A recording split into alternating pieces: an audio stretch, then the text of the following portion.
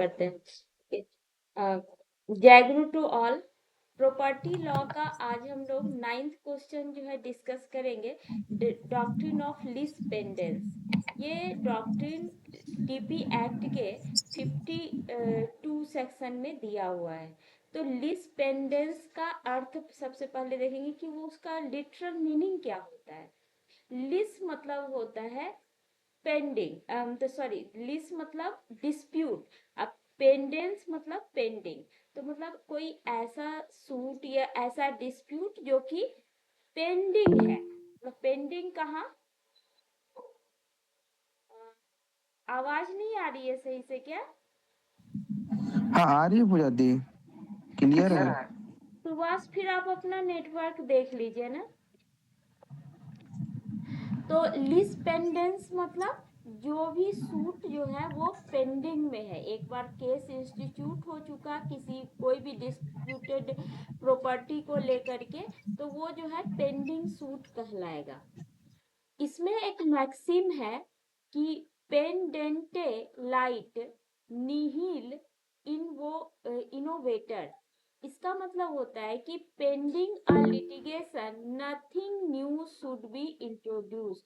मतलब कि अगर कोई सूट पेंडिंग है, लिटिगेशन मतलब वही कि कोई सूट पेंडिंग है, तो उस समय नया कुछ भी नहीं आना चाहिए। नया मतलब, नया का मतलब कि जो है जैसे ए और बी, ये दो पार्टी है ना। किसी कोई एक प्रॉपर्टी है, उसके लिए जो है डिस्प्यूट चल रहा है, ए बोल रहा है ये प्रॉपर्टी मेरा है, बी बोल रहा है कि ये प्रॉपर्टी मेरा है, टाइटल सूट है मान लीजिए। अब इस केस जब ए ने इंस्टीट्यूट कर दिया, तो बी सोचा अरे रे ये प्रॉपर्टी तो डिस्प्यूट हो गई, ऐसा करते हैं ना कि इसी बीच में हम इसको ट्रांसफर कर देते हैं। तो जब कोर्ट में केस चल रहा है, उसी समय इसने जो है सी को ट्रांसफर कर दिया ये प्रॉपर्टी।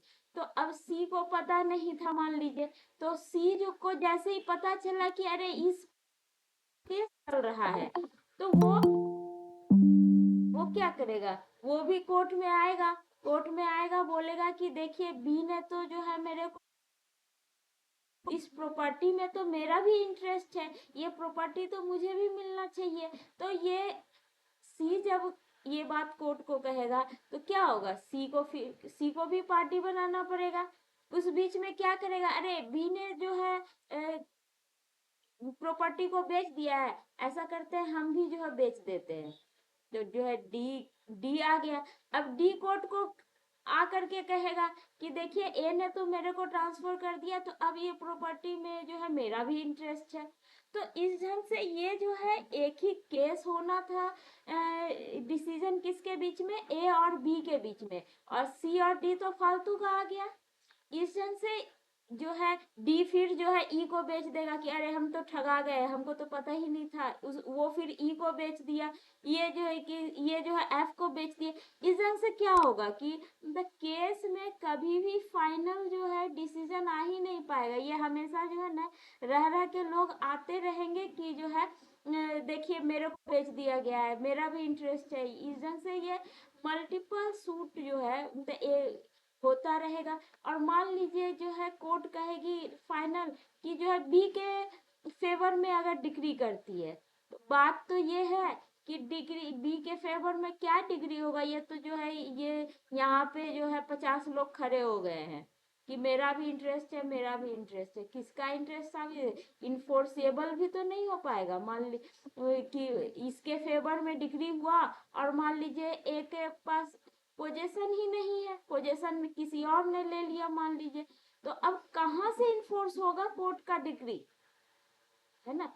तो यही है, तो इसी लिटिगेशन को सिंपल रखने के लिए, बहुत कॉम्प्लिकेट हो गया, इसको सिंपल रखने का टारगेट है आपका जो है लीज पेंडेंस डॉक्ट्रिन का, इस यही पर्पस है। अब इसका जो है डेफिनेशन देखिए, इस केस में कहा गया था कि जब जो है सूट जो है पेंडिंग में है, उस समय कोर्ट जो है इस जो भी प्रॉपर्टी उसमें इन्वॉल्व है, जो भी पेंडिंग सूट है उसमें जो भी प्रॉपर्टी इन्वॉल्व है उस पे जो है कोर्ट कौन कौन से चीजें एक्वायर करती है। तो ज्यूरिडिक्शन है ना, वो इस जिस कोर्ट के अंतर्गत जो है वो केस किया गया है। पावर है ना, कंट्रोल, पावर मतलब जो है जो भी उसका जो वो डिग्री पास की तो उसके पास वो भी पावर है कि उसको इन्फोर्स किया जाए। मतलब बी के मान लीजिए बी के फेवर में जो है प्रॉपर्टी डिग्री हुआ है, तो अगर ए के पास पोजीशन है तो कोर्ट जो है ए को बोलोगे ना कि हाँ बी के चूंकि बी के फेवर में जो है हो रहा है केस का डिग्री, तो जो है ए को बोलेगी कि पोजीशन जो है तो आप जो है बी को दीजिए। अब यहाँ बी के पास पोजीशन ही नहीं है तो कैसे इन्फोर्स कराएगी कोर्ट।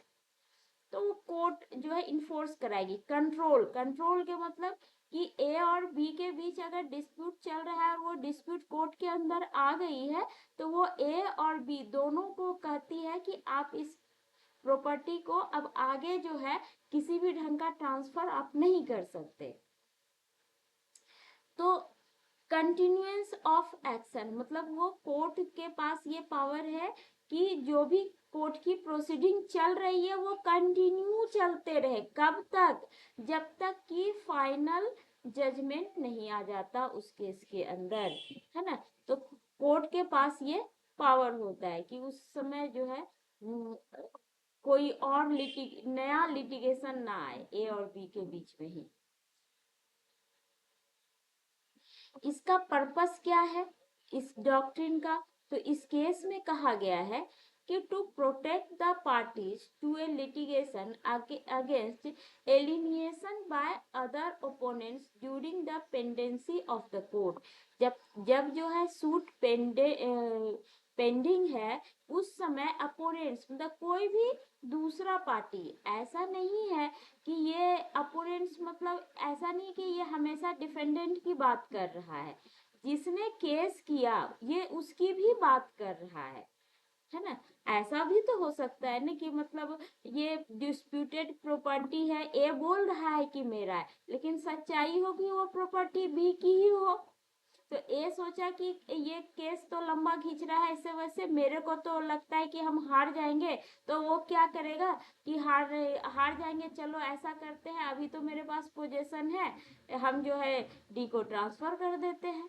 तो ऐसा नहीं।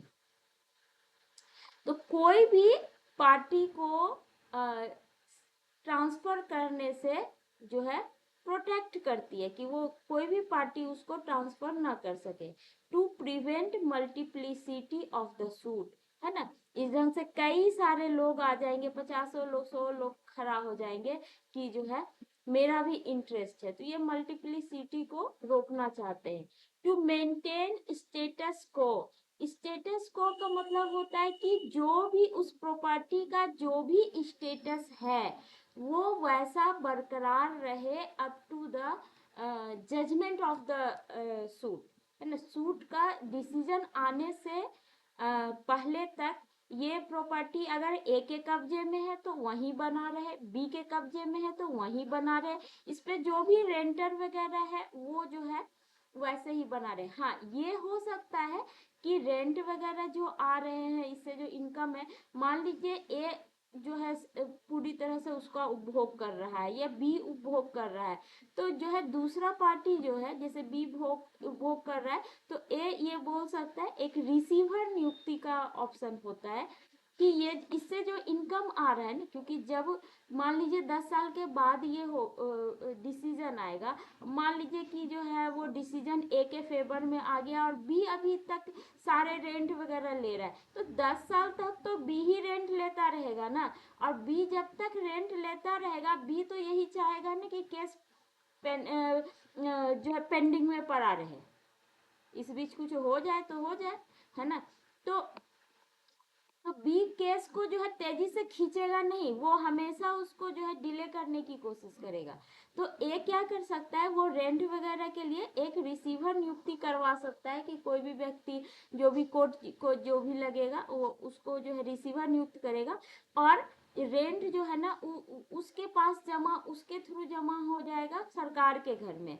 और जब जो है सरकार के घर में जमा हो जाएगा तब क्या होगा, थोड़ा सा दोनों के ऊपर प्रेशर बनेगा कि जो है केस इस जो केस को है जल्दी जल्दी सॉल्व करो, ताकि जो है वो जो रेंट है, वो जो इनकम आ रहा है वो हमारे को मिल जाए, ये सोचेगा हमारे को मिल जाए, जिसके भी पक्ष में जो है आपका जजमेंट आएगा तो थोड़ा सा केस जो है सही चलेगा। तो वही कहेंगे कि स्टेटस को, जो भी उसका स्टेटस बना हुआ है वैसा बना रहे, वो unaffected by the act of litigant. Litigant मतलब हो गया कि मतलब जो भी लिटिगेशन कर रहा है, ए पार्टी या फिर बी पार्टी, कोई भी जो है उसका कोई भी एक्ट के थ्रू जो है अफेक्टेड ना हो।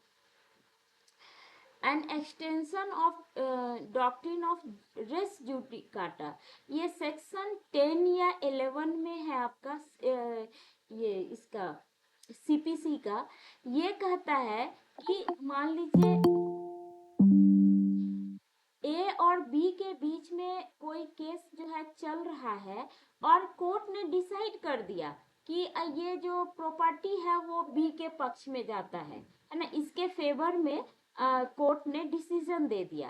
तो अब ए क्या किया, ए फिर से एक दूसरा सूट फाइल कर दिया कि इसी प्रॉपर्टी को लेकर के बी के अगेंस्ट में ही। तो रेस जुडिकाटा कहता है कि अगर किसी प्रॉपर्टी को लेकर करके सेम पार्टी के बीच में सेम प्रॉपर्टी को लेकर के एक बार कोर्ट ने डिसीजन दे दिया, तो अब फिर से जो है जो जिसके फेवर में केस फेवर में नहीं गया है डिग्री, वो जो है दोबारा फिर से जो है केस इंस्टीट्यूट नहीं कर सकता। एक बार डिसीजन आ गया तो आ गया, या फिर बी भी मान लीजिए फुल्ली इसके पक्ष में तो गया है लेकिन फुल्ली सेटिस्फाइड नहीं है, तो बी भी जो है दूसरा केस फिर से फाइल नहीं कर सकता ए के अगेंस्ट में। ठीक है, तो ये रूल रेस ड्यूटी, या फिर एक जगह ऑलरेडी केस चल रहा है ए और बी के बीच में ही सेम प्रॉपर्टी को लेकर के, तो जो है ए ने केस किया तो अब बी फिर से जो है करते हैं कहीं पे जा करके दूसरे कोर्ट में या फिर जो है उसी कोर्ट में दूसरा केस फाइल नहीं कर सकता। तो ये रेस जुडिकाटा है। तो उसी का ये केस जो है एक्सटेंशन, वो भी ये रेस जुडिकाटा भी क्या कर रहा है, मल्टीप्लिसिटी को रोक रहा है। एक बार डिसीजन हो गया, अब फिर से उसी प्रॉपर्टी को उसी पार्टीज के बीच में दोबारा केस लाने का कोई मतलब नहीं है। तो यहाँ पे भी वही लीज पेंडेंस में भी वही है कि एक बी के बीच में जो है ऑलरेडी केस चल रहा है, तो केस चल रहा है तो फिर जो है दूसरा कोई ए या बी किसी और को प्रॉपर्टी ट्रांसफर ना करे, ताकि जो है ये बाकी लोग भी आकर के कोर्ट में ये ना कहे कि मेरा भी जो है इंटरेस्ट है, उसको भी इंक्लूड किया जाए। फिर बहुत कॉम्प्लिकेट हो जाएगा, क्योंकि कई बार के सिविल का केस में क्या होता है ना कि बहुत सारे अगर पार्टी, मान लीजिए इस तरफ 10 पार्टी है, तो क्या होता है ना कि ए मान लीजिए कोई पेटिशन दिया ना, तो वो सारे 10 को ना रिसीव करवाने होते हैं। तो 10 व्यक्ति को रिसीव कराना एक बहुत बड़ा आफत का काम है, क्योंकि केस को जो है ये जो डिफेंडेंट जो है वो केस को डिले करना चाहेगा। 10 लोगों को आप जो है रिसीविंग कराना जो है किसी दिन कोर्ट ही नहीं आएगा, या क्या कहते हैं जान गया कि जो है ये केस ये एक पिटीशन दिया हुआ है, वो जो है एक बार ये लोग सब मिल करके एक दिन एक ठो रिसीव करेगा, एक दिन दूसरा दिन वो दूसरा वाला रिसीव करेगा, इस जन से पहले सारा रिसीव करेगा ना, तब केस जो है रिजॉइंडर पे जाएगा। ये होता है नियम। तो अब 10 लोग जब तक रिसीव नहीं करेगा केस रिजॉइंडर पे नहीं जाएगा। रिजॉइंडर होता है कि जो भी ए ने पिटीशन दिया उसका ये 10 लोग जवाब देंगे, उसके बाद फिर बहस पे जाएगा वो, है ना। तो ऐसा नहीं है कि 10 लोग नहीं ही रिसीव करेंगे तो रिजॉइंडर पे जाएगा, लेकिन उनको टाइम तो दिया जाएगा। तो उस फेयर में केस जो है ना डिले चला जाता है, मतलब एक पिटीशन दिया, उसका ये ऑर्डर होने में सालों लग जाते हैं।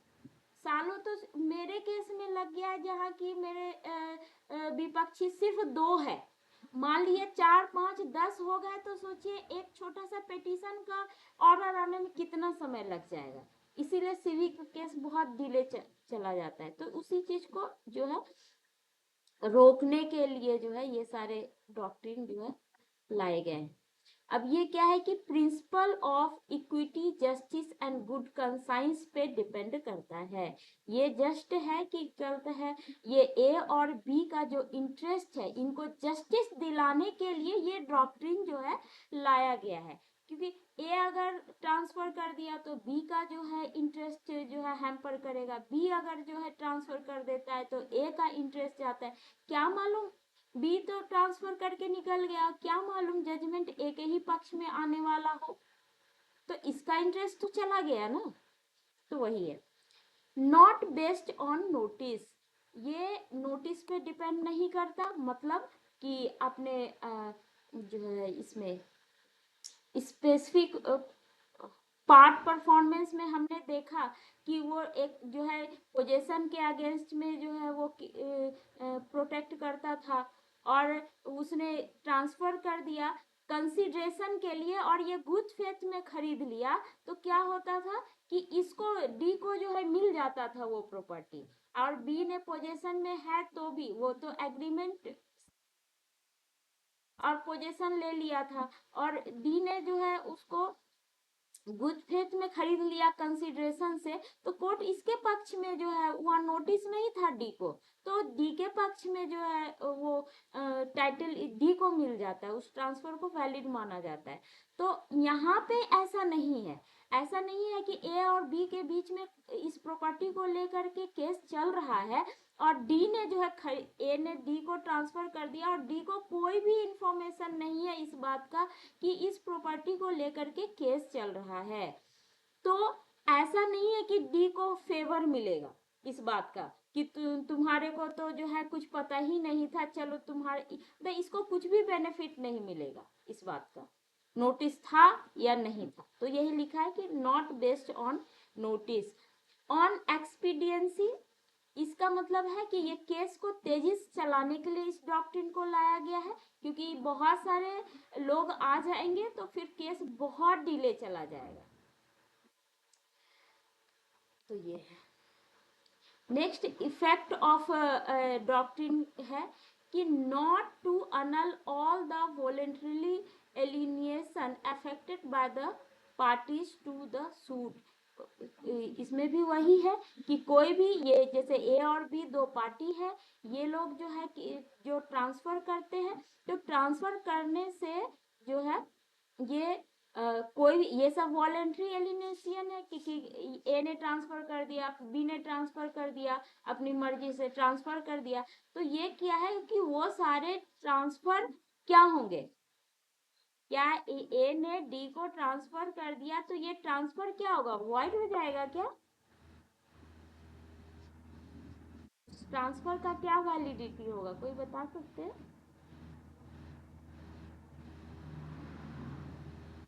कॉलेज में पढ़ाई हुई है ना, ये ट्रांसफर वॉइड नहीं होगा, ठीक है। वो फिलहाल के लिए जो है ना वो ठंडे बस्ते में रहेगा, और मान लीजिए ए ने ही ट्रांसफर किया है, तो मान लीजिए कल को जाके ए को डिग्री मिल गई, तो फिर ये ट्रांसफर जो है इन्फोर्स्ड हो जाएगा, मतलब डी को टाइटल मिल जाएगा, है ना।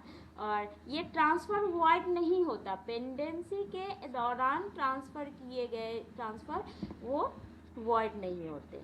ये इंतजार करेगा ताकि इस केस में जो है जो भी फाइनल डिग्री आए, अगर बी के पक्ष में आ गया तब डी को टाइटल नहीं मिलेगा, ए के पक्ष में आ गया तो चूंकि ए ने डी को ट्रांसफर किया हुआ है तो फिर डी को टाइटल मिल जाएगा, ठीक है। यहाँ पे बोल रहा है कि only to make it subservient, मतलब कि यही ये इंतजार करता रहेगा, है ना, आदेश के अधीन इसको बनाता है, है ना। जो जो डी का जो टाइटल है उसका जो भी राइट है वो क्या है, अंडर द डिग्री। डिग्री किसके फेवर में आता है, ये ऑर्डर किसके फेवर में आता है उस सूट के अंतर्गत, उसके अनुसार से उसका राइट जो है डिसाइड होगा। डी का राइट इस केस की डिग्री पे डिपेंड करता है। सब्सिक्वेंट ट्रांसफर रिमेन वैलिड, इसमें वही बोल रहा है कि ये जो भी ट्रांसफर डी ने फिर ई को कर दिया, ई ने एफ को कर दिया, ये सारे ही ट्रांसफर वैलिड है, कोई भी वॉइड नहीं होंगे, है ना। ये बोले पेंडिंग के दौरान किए गए कोई भी ट्रांसफर वॉइड नहीं होते हैं। वो लिटिगेशन का के एंड होने तक का इंतजार करेगा। अगर डिग्री जो है उसके ट्रांसफरर के फेवर में हुआ तो ट्रांसफेरी को जो है राइट मिलेगा, नहीं तो नहीं मिलेगा।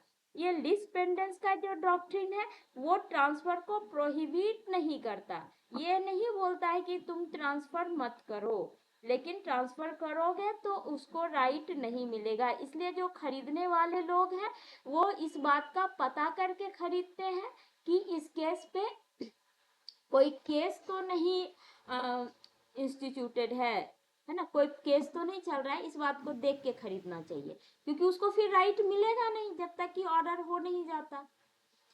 तो लीज पेंडेंस जो है वो ट्रांसफर को प्रोहिबिट नहीं करता, ट्रांसफेरी जो है वो fully bound by the degree, है ना, वो डिग्री से बाउंड होता है कि वो जिससे भी प्रॉपर्टी को ट्रांसफर जिसने भी किया है उसके फेवर में डिग्री होता है या नहीं। अब डिग्री होने के बहुत सारे रीजन हो सकते हैं, या तो कंटेस्ट, मतलब सामने वाला जो है ए ने केस को किया और बी ने उसको कंटेस्ट किया, ऐसा भी होता है कि बी उसमें जो है कोर्ट में नोटिस दिया गया, जब ए ने केस इंस्टीट्यूट किया तो बी को नोटिस जाएगा, ये अपियर ही नहीं हुआ, और नहीं अपियर होने की वजह से केस जो है एक्स पार्टी हो गया। और ऐसा भी हो सकता है कि बी अपियर हो के कोर्ट में जो है केस को जो है कंटेस्ट करे, मतलब कि जो है उसका जो भी है उसका लिटिगेशन फेस करे, तो या तो फेस किया या फिर वो अपियर ही नहीं हुआ, एक्स पार्टी हो गया, या ए और बी के बीच कॉम्प्रोमाइज हो गया किसी उस प्रॉपर्टी को लेकर के, तो जो भी केस हो उसके अनुसार जो भी डिक्री आएगा उससे ट्रांसफेरी बंधा हुआ है, ये बोल रहा। अब हम लोग डॉक्ट्रिन का जो है इसेंशियल एलिमेंट्स देखते हैं। इसमें हम लोग देखेंगे कि पेंडेंसी किसको कहते हैं और पेंडेंसी कब से शुरू होता है, कब तक एंड होता है, उस बारे में पढ़ेंगे। कॉम्पिटेंट कोर्ट दूसरा है कि कॉम्पिटेंट कोर्ट कहते किसको है। उसके बाद है कि जो है सूट और प्रोसीडिंग नॉट कोलूसिव, ये कोलूसिव नहीं होना चाहिए। आगे हम लोग देखेंगे कोलूसिव का मतलब क्या होता है। कोलूसिव का मतलब होता है जनरल की ये रियल सूट नहीं है, तो वो रियल सूट कैसे नहीं है इसके डिटेल्स में जब जाएंगे तो हम लोग अभी पढ़ेंगे। चौथा है कि आपका जो केस पेंडिंग है और जिसको ट्रांसफर कर दिया गया है, तो उस प्रॉपर्टी में जो प्रॉपर्टी है उससे डायरेक्टली कनेक्टेड सूट जो है उस प्रॉपर्टी से डायरेक्टली कनेक्टेड है या नहीं है। अगर डायरेक्टली कनेक्टेड है तब तो पेंडेंसी कहलाएगा, नहीं कनेक्टेड है तो नहीं कहलाएगा। वो हम लोग देखेंगे कि कौन सा जो है अवस्था में जो है वो सूट प्रॉपर्टी से डायरेक्टली कनेक्टेड होता है और कब नहीं होता है, वो चीज को देखेंगे।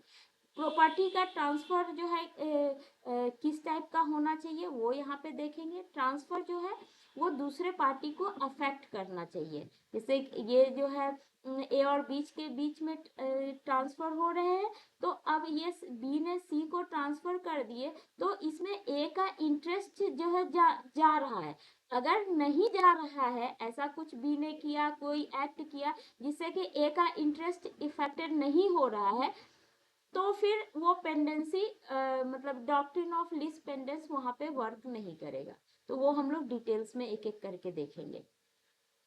फर्स्ट हम लोग देखते हैं कि पेंडेंसी ऑफ द सूट। इसमें पेंडेंसी का मतलब क्या होता है पेंडेंसी का मतलब होता है कि जिस दिन केस को प्रेजेंट किया गया, जिस दिन केस को इंस्टीट्यूट किया गया, है ना, उस दिन से ही पेंडेंसी शुरू हो जाती है। और कब तक जो है चलता रहता है? जब तक कि उस केस में फाइनल डिग्री ना आ जाए, है ना। तो ये पेंडेंसी का मतलब जिस दिन केस को हम फाइल किए और जब तक कि उसका ऑर्डर नहीं आ जाता, मतलब सॉरी जजमेंट या डिक्री नहीं आ जाता उस केस में, तब तक केस जो है पेंडिंग कहलाता है। तो अब देखते हैं कि कहाँ पे किस चीज को केस को जो है पेंडेंसी कहाँ पे मानेंगे और कहाँ पे नहीं मानेंगे, इस चीज को ध्यान में देख रखेंगे हम लोग। इसमें फर्स्ट है कि हायर ग्रेड कोर्ट।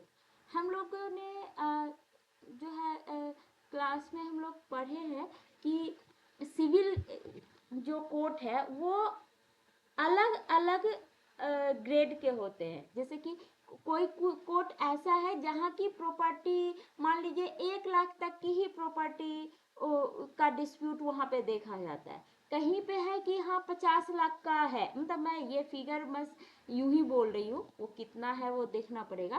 कहीं पे है कि अनलिमिटेड है, जैसे कि सब्जेक्ट 1 का जो जुरिडिक्शन होता है पिक्यूनरी, वो अनलिमिटेड होता है। उसके बाद 2 का कुछ उनसे कम होता है, फिर मुंसिफ वगैरह कोर्ट का जो है उससे भी कम होता है। तो मान लीजिए कि कोई प्रॉपर्टी 10 लाख की है और उस केस को हमने कहाँ इंस्टीट्यूट कर दिया? सब्जेक्ट 1 कोर्ट में हमने कर दिया। तो वहां पे फिर क्या है कि वो कोर्ट जो है रिटर्न करेगी लोअर ग्रेड के ये में, है ना। 10 लाख तक की प्रॉपर्टी जहां देखी जाती है उस कोर्ट में रिटर्न करेगा। तो अब यहाँ पे क्वेश्चन ये उठता है कि जिस दिन हमने हायर कोर्ट में हायर ग्रेड कोर्ट में केस इंस्टीट्यूट किया, केस उस दिन से पेंडिंग है या फिर वो रिटर्न हो करके जिस दिन लोअर कोर्ट में जो केस गया उस दिन से पेंडिंग है। तो यहाँ पे ये कह रहा है कि जिस दिन हायर ग्रेड कोर्ट में गया उसी दिन से केस जो है पेंडिंग शुरू हो गया। ये नहीं कि अगर जिस दिन हायर कोर्ट में गया उस दिन के बाद और रिटर्न जो लोअर कोर्ट में, इस बीच में अगर कोई ट्रांसफर कर देता है कोई पार्टी, तो वो भी वहां पे doctrine of lease pendens work करेगा। दूसरा है कि अगर स्टैंप में कहीं कुछ डिफिशियंसी है, मतलब कि वो सफिशियंट अमाउंट का उसमें स्टैंप नहीं लगा है, तो क्या होगा? उसमें कोर्ट ने टाइम दे दिया कि ठीक है जो प्रॉपर स्टैंप का जो भी पैसा है उतने पैसे का स्टैंप इसमें लगा करके आइए, 1 महीने का टाइम दे दिया मान लीजिए।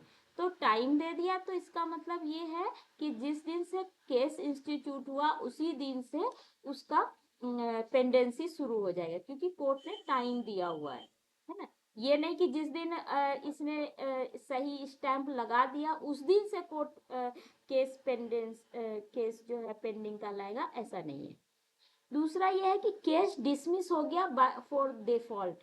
डिफॉल्ट के कई मीनिंग होते हैं, जैसे एक एग्जांपल में बताती हूँ कि जो है हम ए जो है केस जो है किया, ए केस किया बी के अगेंस्ट में, और ए जो है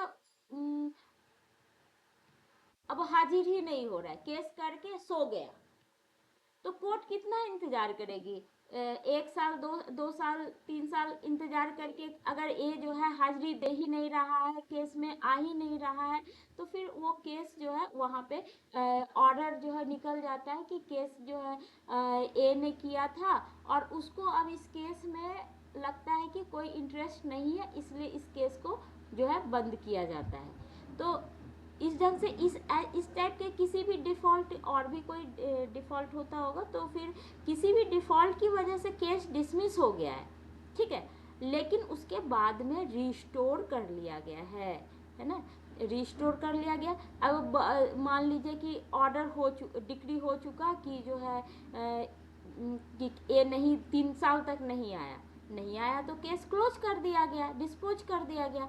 अब उसके बाद चौथा साल ए आया कि हम जो है ना केस किए थे, उसके बाद ऐसा कुछ एक्सीडेंट हुआ, हम तो कोमा में चले गए। आज जाकर के हम जो है पिछले मंथ जो है ठीक हुए हैं, तो आज हम आए हैं तो हमको पता चला कि केस तो जो है डिस्पोज हो गया, तो इसको जो है फिर से स्टार्ट किया जाए। तो फिर अगर कोर्ट को लगेगा कि ये सच में जो है कोमा में चला गया था, इसके पास सफिशियंट रीजन है कि ये केस में इस वजह से ये नहीं आ पाया था, तो फिर जो है केस को रिस्टोर किया गया।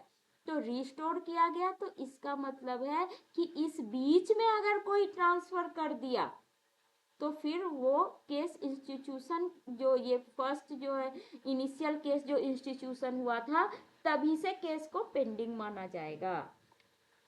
नेक्स्ट है आपका subsequent purchase after filing suit for specific performance of a sale agreement. अगर सेल अभी ट्रांसफर नहीं हुआ है, ये बी के पास जो है सिर्फ ए और मान लीजिए ए और बी के बीच में सेल एग्रीमेंट टू सेल हुआ है ना, सेल करने का एग्रीमेंट हुआ है, और इस बीच में ए जो है डी को ट्रांसफर कर देता है, तो वो भी क्योंकि ए एग्रीमेंट हुआ था और ए फिर उसको ट्रांसफर कर नहीं रहा है, तो बी ने एक केस जो है ए के अगेंस्ट में किया कि देखिए आपने जो है ये इन्होंने ए ने एग्रीमेंट किया था हमारे साथ, अब जो है ये हमको हम पैसे देने के लिए तैयार है, लेकिन ये जो है हमको जो है प्रॉपर्टी ट्रांसफर नहीं कर रहा है। तो बी मान लीजिए कि ए के खिलाफ जो है अगेंस्ट में केस दायर किया, और इस बीच में जो है केस दायर करने के बाद ए फटाक से फिर से डी को ट्रांसफर कर देता है, तो इसको भी लीज पेंडेंस के अंतर्गत माना जाएगा। इसके कहने का मतलब है dismissal of special leave petition, ये कॉन्स्टिट्यूशन का जो है आर्टिकल 136 के अंतर्गत स्पेशल लीव पिटिशन, मतलब ये हाई कोर्ट से सुप्रीम कोर्ट जाने से पहले जो है हाई कोर्ट से परमिशन जो है लिया जाता है, तो फिर केस जो है वहाँ सुप्रीम कोर्ट में इंस्टीट्यूट होता है। हम लोग इसमें पढ़े भी होंगे सेकेंड सेम में जो है जब कॉन्स्टिट्यूशन था ना, तो उसमें सुप्रीम कोर्ट का ज्यूरिडिक्शन में हम लोग जो है ये स्पेशल लीव पिटिशन हम लोग पढ़े थे। तो ये है कि जब ये केस स्पेशल लीव पिटिशन के अंतर्गत केस जो है इंस्टीट्यूट हुआ है, तो उसको कंटिन्यूएंस ऑफ ओरिजिनल सूट माना जाता है। जैसे हाई कोर्ट से मान लीजिए कि कोई केस जो है ये स्पेशल लीव पिटिशन के साथ जो है डिक्री हुआ वहां पे, और जो है फिर दूसरा पार्टी जाएगा सुप्रीम कोर्ट, इस बीच में किसी ने ये कर दिया, किसी ने उस प्रॉपर्टी को ट्रांसफर कर दिया, तो वहां पे लीज पेंडेंस जो है ये डॉक्ट्रिन काम करेगा। तो उसको ना सामने वाले को वेट करना, अगर स्पेशल लीव पिटिशन के अंतर्गत वो डिग्री पास हुआ है, तो सामने वाले पार्टी को, दोनों ही पार्टी को वेट करना पड़ेगा कि जो है जो भी जिसके भी अगेंस्ट में डिग्री हुआ है वो सुप्रीम कोर्ट जा करके फिर से तो केस नहीं करने, उसका जो समय है तब तक वेट करेगा, तो उसके बाद फिर उसको ट्रांसफर करने होंगे। अगर ट्रांसफर कर देता है तो लीज पेंडेंस का डॉक्ट्रिन काम करेगा। preemption application filed on the same day as sale deed execution। preemption क्या होता है? preemption है कि जैसे कि ज्वाइंट प्रॉपर्टी में होता है कि बंटवारा तो हो गया है, लेकिन एक भाई का अगर बेचना चाहता है तो वो दूसरे भाई से बेचने से पहले वो उससे पूछेगा कि भाई तुम लेना चाहते हो, जब वो कहेगा कि हाँ नहीं नहीं हमको नहीं लेना है, तब वो फिर बाहर वालों को बेच सकता है। तो इस टाइप के उसने बेच दिया है, तो वो एप्लीकेशन फाइल्ड है ऑलरेडी कोर्ट में, और जो है सेम डे पे एप्लीकेशन भी सेम डे पे फाइल हुआ, और सेम डे पे किसी ने जो है सेल डीड एग्जीक्यूट कर दिया, तो ये जो है लीज पेंडेंस में आएगा। क्यों? क्योंकि सामने वाले को तो ये पता था ना कि हमको खरीदने से पहले हमको भाई से पूछना है, उसने नहीं पूछा और जाके बेच दिया, तो इसमें जो है काम करेगा लीज पेंडेंस। अब देखिए ये सारे केसेस ऐसे हैं, ये चार, जहां की जो है लीज पेंडेंस काम नहीं करेगा, है ना। तो जैसे कि plaint filed in the incompetent court, अगर मान लीजिए कोई सिविल केस है, उसको हम क्रिमिनल केस कोर्ट में जो है इंस्टीट्यूट कर दिए, या फिर जो है इनकम्पिटेंट कोर्ट जुरिडिक्शन को लेकर के भी हो सकता है कि ये प्रॉपर्टी जो है वो मुंगेर में है, यहाँ पे कॉम्पिटेंट कोर्ट मुंगेर की कोर्ट जो है सिविल कोर्ट वो उसकी कॉम्पिटेंट कोर्ट है, और केस मैंने दिल्ली के कोर्ट में इंस्टीट्यूट कर दिया, तो वो तो इनकॉम्पिटेंट कोर्ट हो गई। तो अब वहाँ जो मैंने फाइल किया, और वो फाइल करने के बाद जो है उस प्रॉपर्टी को किसी ने बेच दिया, तो वो लीज पेंडेंस के अंतर्गत नहीं आएगा, है ना। जब तक कि हम कॉम्पिटेंट कोर्ट में जो है केस नहीं करते हैं, तब तक केस पेंडिंग नहीं कहलाएगा। उस बीच में हम ट्रांसफर कर सकते हैं। फिर दूसरा है कि a plaint rejected due to insufficient stamp later refiled after rectification. अब देखिए यहाँ पे हमने क्या देखा था कि स्टैम्प जो है डिफिशिएंट है, सही स्टैम्प, सही पैसे का स्टैम्प जो है नहीं लगा हुआ है, और उस समय कोर्ट ने टाइम दिया, तो क्या है कि केस जो है वो फर्स्ट डे से ही पेंडिंग माना जाएगा। लेकिन अगर वहाँ केस रिजेक्ट हो गया ड्यू टू इनसफिशिएंट स्टैम्प, तो उसने फिर से जो है सही पैसे का स्टैम्प लगाया और फिर से केस इंस्टीट्यूट हुआ, तो फिर पेंडिंग नहीं कहलाएगा। फिर ये रेक्टिफिकेशन के बाद जो रीफाइलिंग किया है केस को, उस दिन से पेंडिंग कहलाएगा, ना कि ये वाला जो रिजेक्ट हुआ था उस दिन से पेंडिंग कहलाएगा। अगर इस बीच में उस केस कोई ट्रांसफर कर देता है कोई पार्टी, तो वो वहां पे डॉक्ट्रिन ऑफ लीज पेंडेंस काम नहीं करेगा। अब देखिए, execution of registration of sale deed on the same day as suit filing. एक पार्टी ने सेम डे पे उधर सूट फाइल किया, और एक पार्टी ने जो है उस केस को उस प्रॉपर्टी को जो है सेल किया, है ना, रजिस्ट्रेशन और एग्जीक्यूशन किया, तो इसको लीज पेंडेंस में नहीं जो है काउंट किया जाएगा। चौथा है कि किसी भूमि पे विवाद होता है, तो ज़्यादा कुछ वायलेंस हो जाता है, तो उस केस में जो है ये सीआरपीसी 145 के अंतर्गत पीस को स्थापित करने के लिए ये मजिस्ट्रेट के यहाँ, मतलब आपका जो एसडीएम वगैरह है उनके यहाँ केस इंस्टीट्यूट किया जाता है उस प्रॉपर्टी को लेकर के।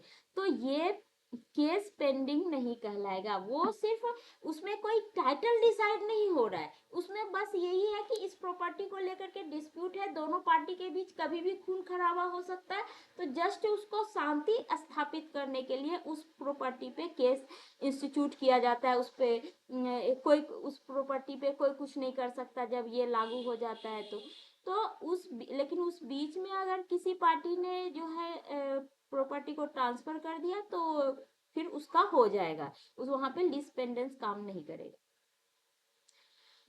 सेकेंड है कॉम्पिटेंट कोर्ट ऑफ लॉ, है ना। कॉम्पिटेंट कब कहलाता है कोर्ट, तो कॉम्पिटेंसी को लेकर के ना 3 टाइप की चीजें हैं।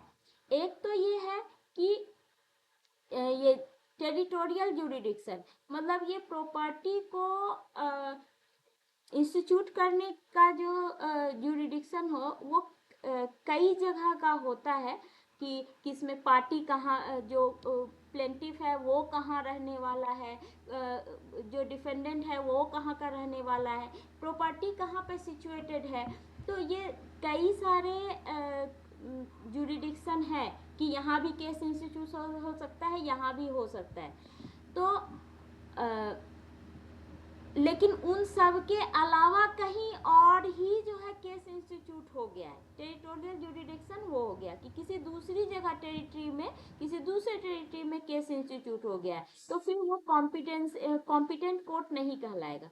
पिक्यूनरी जुरिडिक्शन, अब जो है 1 लाख की प्रॉपर्टी है, हम जो है सब जज 2 के यहाँ कर दिए, या फिर जो है मेरा 20 करोड़ का जो है प्रॉपर्टी है, हम जाके मुंसिफ के यहाँ जो है मुंसिफ कोर्ट में हम केस इंस्टीट्यूट कर दिए, तो वो क्या है, इन कॉम्पिटेंट कोर्ट कहलाएगा। सब्जेक्ट मैटर जुरिडिक्शन, मतलब कि ये जो है सिविल केस है, हमने जो है क्रिमिनल कोर्ट में केस इंस्टीट्यूट कर दिया। तो ये सब ये इस टाइप के इस 3 जुरिडिक्शन के छोड़कर के अंतर्गत किसी भी अलग ढंग से हमने जो है केस कर दिया दूसरे कोर्ट में, तो वो इनकम्पिटेंट कोर्ट कहलाएगा वहां पे। तो उसको लेकर करके केस पेंडिंग नहीं कहलाएगा। मतलब केस हमेशा जो है पेंडिंग कहलाने के लिए, doctrine of least pendens work करने के लिए, अप्लाई करने के लिए जरूरी है कि केस जो है कॉम्पिटेंट कोर्ट में ही इंस्टीट्यूट हो।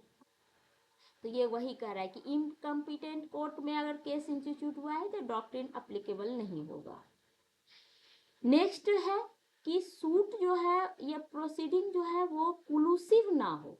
कुलूसिव का मतलब होता है कि रियल सूट नहीं हो। रियल सूट का मतलब क्या होता है कि must not be result of collusion between plaintiff and defendant. ये जो दो पार्टी है इसके बीच में क्या होता है कि कुलूसिव का मतलब होता है कि fraudulent secret understanding between plaintiff and defendant.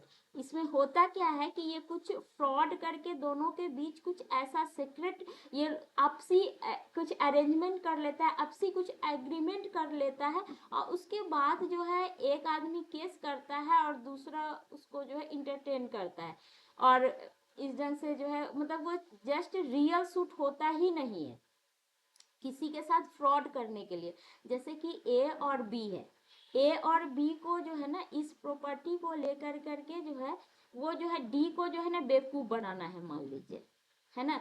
तो ये दोनों आपस में एग्रीमेंट किया, आपस में एग्रीमेंट मतलब कि आपस में एक समझौता किया कि चलो देखो मैं ये जो है ना केस जो है इंस्टीट्यूट करता हूँ इसमें, और जो है बी तो ये प्रॉपर्टी जो है डिस्प्यूटेड हो जाएगी, और ए जो है डी से जो है पैसे ले लिए, है ना। और तो फिर डी को तो राइट मिलेगा नहीं, राइट तो ए के पास ही रहेगा। डी को राइट, डी बोलेगा कि तुमने ट्रांसफर कर दिया भाई, तो ट्रांसफर कर दिया, तो ए बोलेगा कि देखो भाई ट्रांसफर तो कर दिया है लेकिन तुम्हारे को राइट नहीं मिल सकता उस प्रॉपर्टी पे क्योंकि केस तो पेंडिंग है, या बी ने ट्रांसफर कर दिया, हमको तो पता ही नहीं था कि जो है केस जो है दायर हो गया, केस तो जो है ए ने दायर किया और बी ने उसी बीच में ट्रांसफर कर दिया। तो अब क्या है सी से पैसे भी ले लिया और वो पैसे जो है ए और बी दोनों शेयर कर लिया, और जो है सी को बेवकूफ बना दिया, फ्रॉड किया सी के साथ ए और बी मिल कर करके। तो ये क्या हुआ, रियल सूट नहीं हुआ, है ना। वो सी को फ्रॉड करने के लिए ही जस्ट दोनों आपस में समझौता करके ही केस इंस्टीट्यूट किया था। तो इस टाइप की कोई ये जस्ट मैंने उदाहरण दिया है, इस टाइप के और भी कुछ भी अरेंजमेंट हो सकते हैं। तो ये सब रियल सूट नहीं कहलाते, तो ऐसा सूट नहीं होने चाहिए। तो इसमें बोल रहा है एक secret arrangement between the two person, है ना, जो प्लेंटिफ है डिफेंडेंट है, ये आपस में कुछ जो है सेक्रेट जो है ये लोग कुछ समझौता किए हुए हैं। एक जो है केस को जो है इंस्टीट्यूट करेगा और कुछ जो है कुछ गलत टाइप के पर्पस के लिए जो है कुछ डिसीजन कोर्ट से लेना चाहेगा, ताकि जो है हम जो है सी को डी को जो भी दूसरा पर्सन है हम उसको जो है बेवकूफ बना सके, इसके लिए उसके खिलाफ फ्रॉड कुछ कर रहा है वो। एक है फ्रेंडली सूट।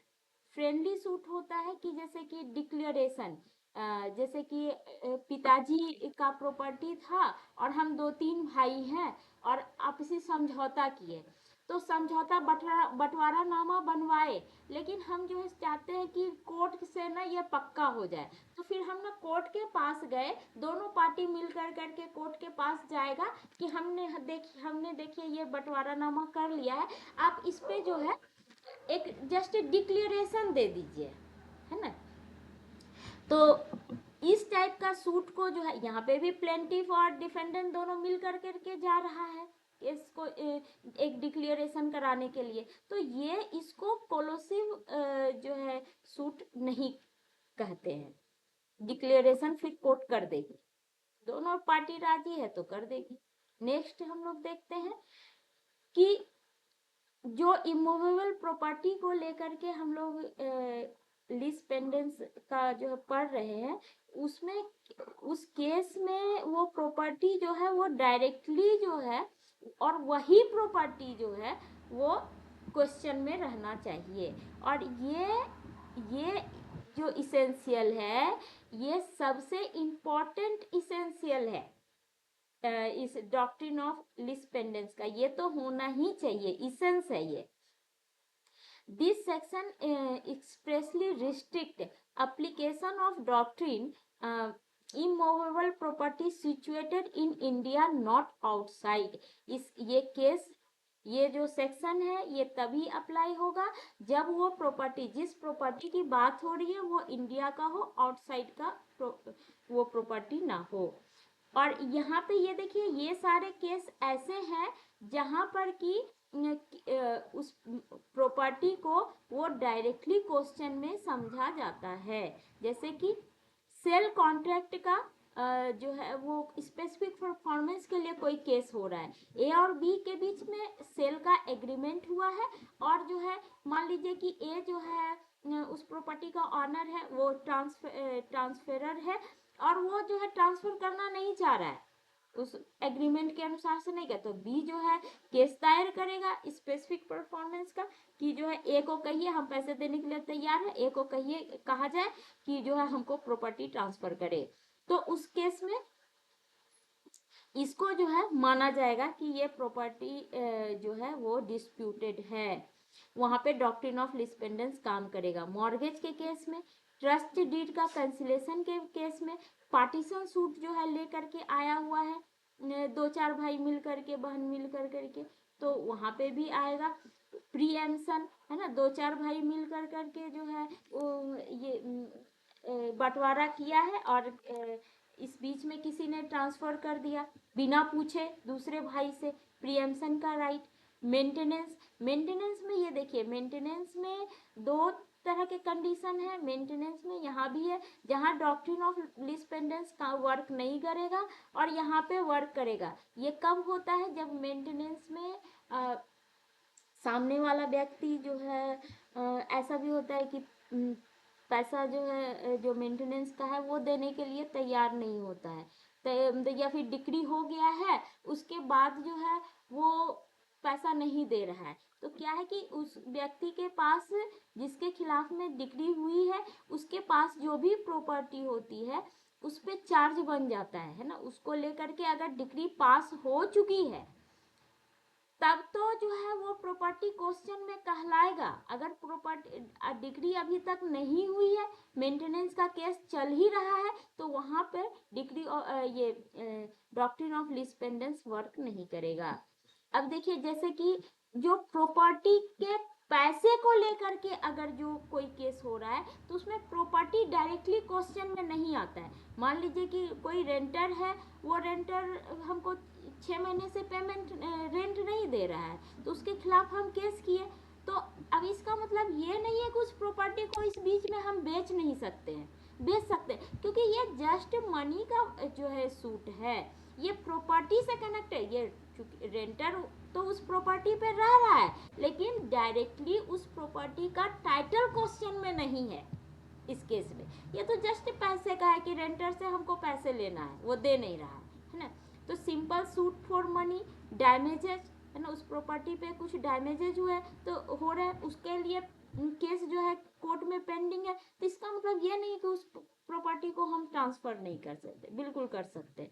तो ये सारे जो है, मॉर्गेज हमने किया है लेकिन पैसे जो है फुल्ली पेमेंट नहीं हुआ है, फुल्ली पेमेंट नहीं हुआ है तो उसका रिकवरी का जो है सूट चल रहा है कोर्ट में, तो इसका मतलब ये नहीं कि इस बीच में हम जो है उस प्रॉपर्टी को ट्रांसफर नहीं कर सकते हैं। डॉक्ट्रिन ऑफ लिस्पेंडेंस यहाँ पे वर्क नहीं करेगा। नेक्स्ट है आपका ट्रांसफर ऑफ प्रॉपर्टी।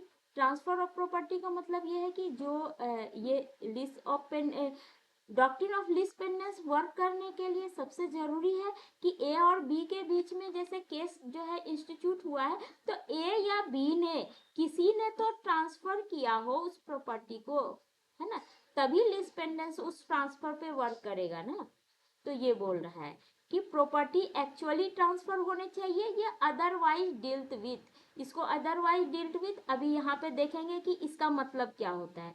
ट्रांसफर का मतलब क्या होता है? ट्रांसफर का मतलब हमेशा सेल नहीं होता है, इसमें जो है ये sale, mortgage, lease and exchange, ये सारे को कवर करता है। ट्रांसफर मतलब कुछ भी, ठीक है, ये चारों ही कवर हो जाएंगे।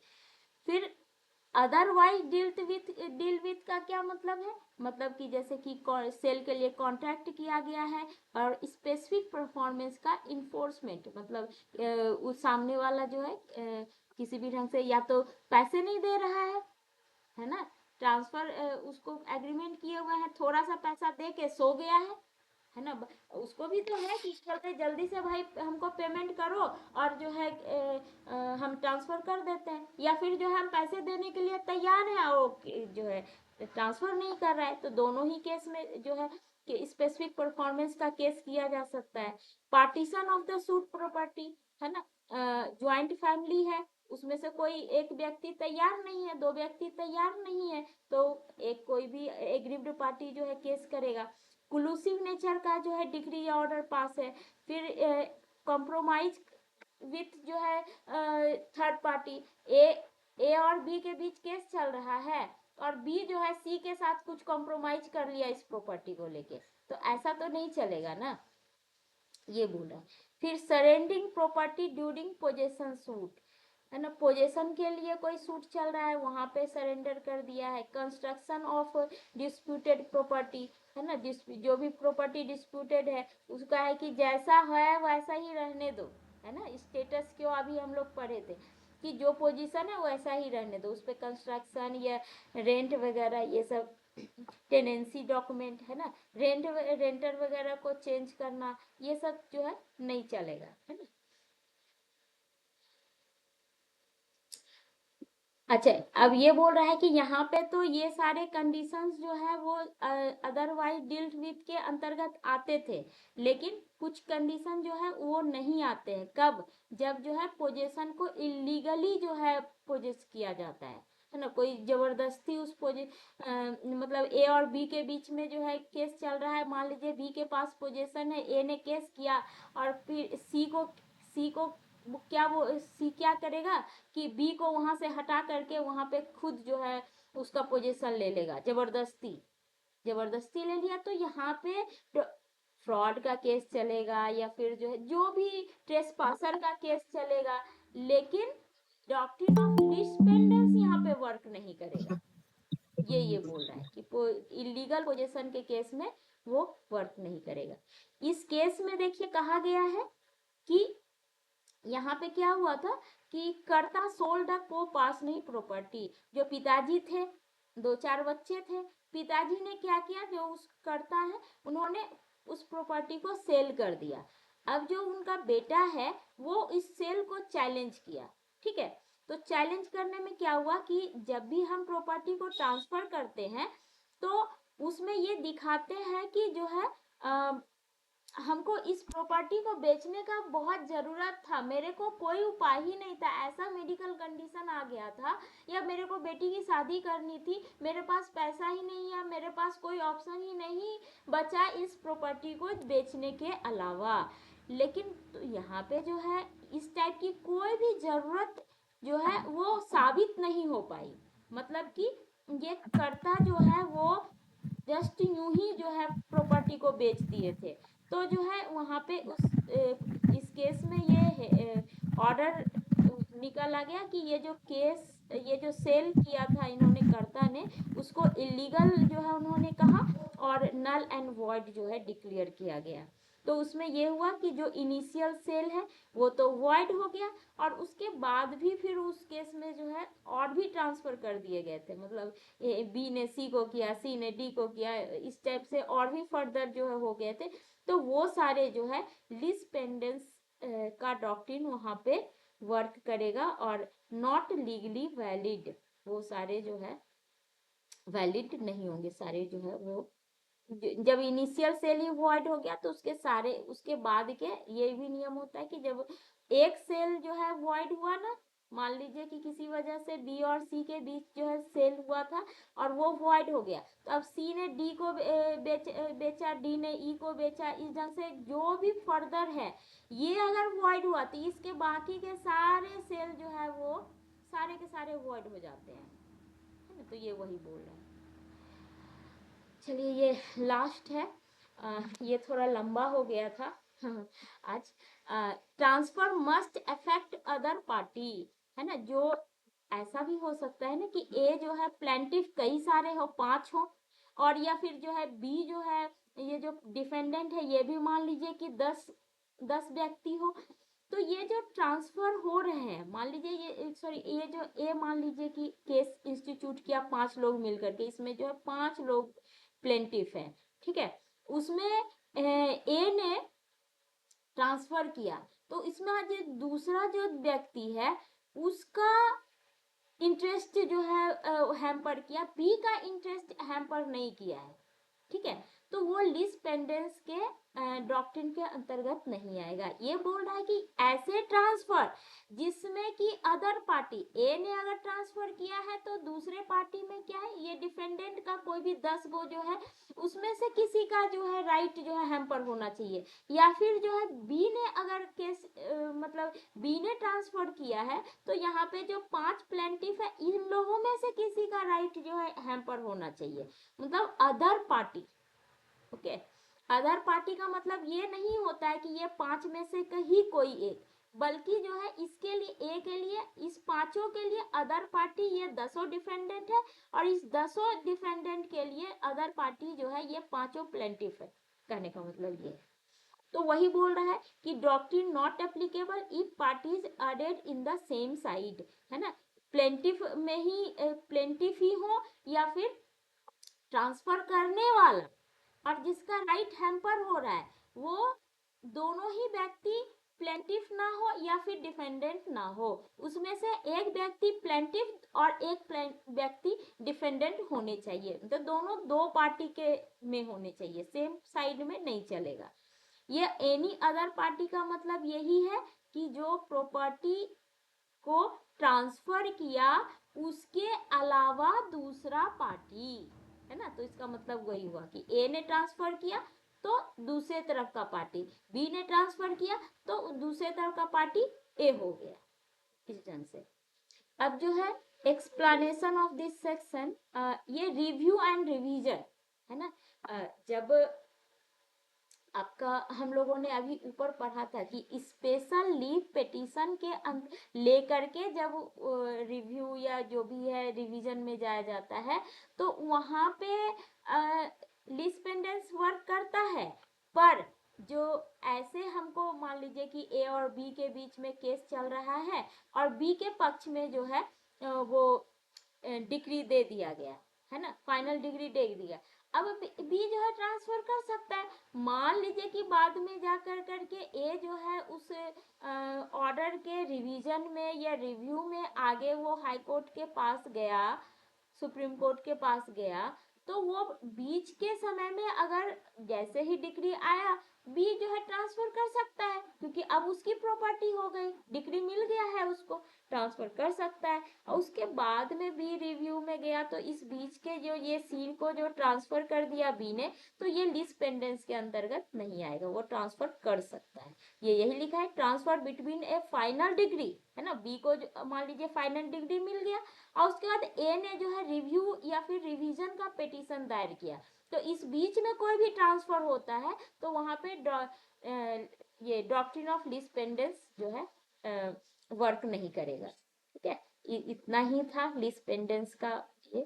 Thank you to all. चलिए कोई क्वेश्चन हो तो या आगे बढ़ा जाए। Rule of no one can blow hot and cold in the same breath relate to, है ना। एक ही समय में हॉट और कोल्ड दोनों जो है, पिंकी हो क्या? हाँ ठीक है, करे ना। हाँ दे। थकी तो हाँ नहीं है। हो?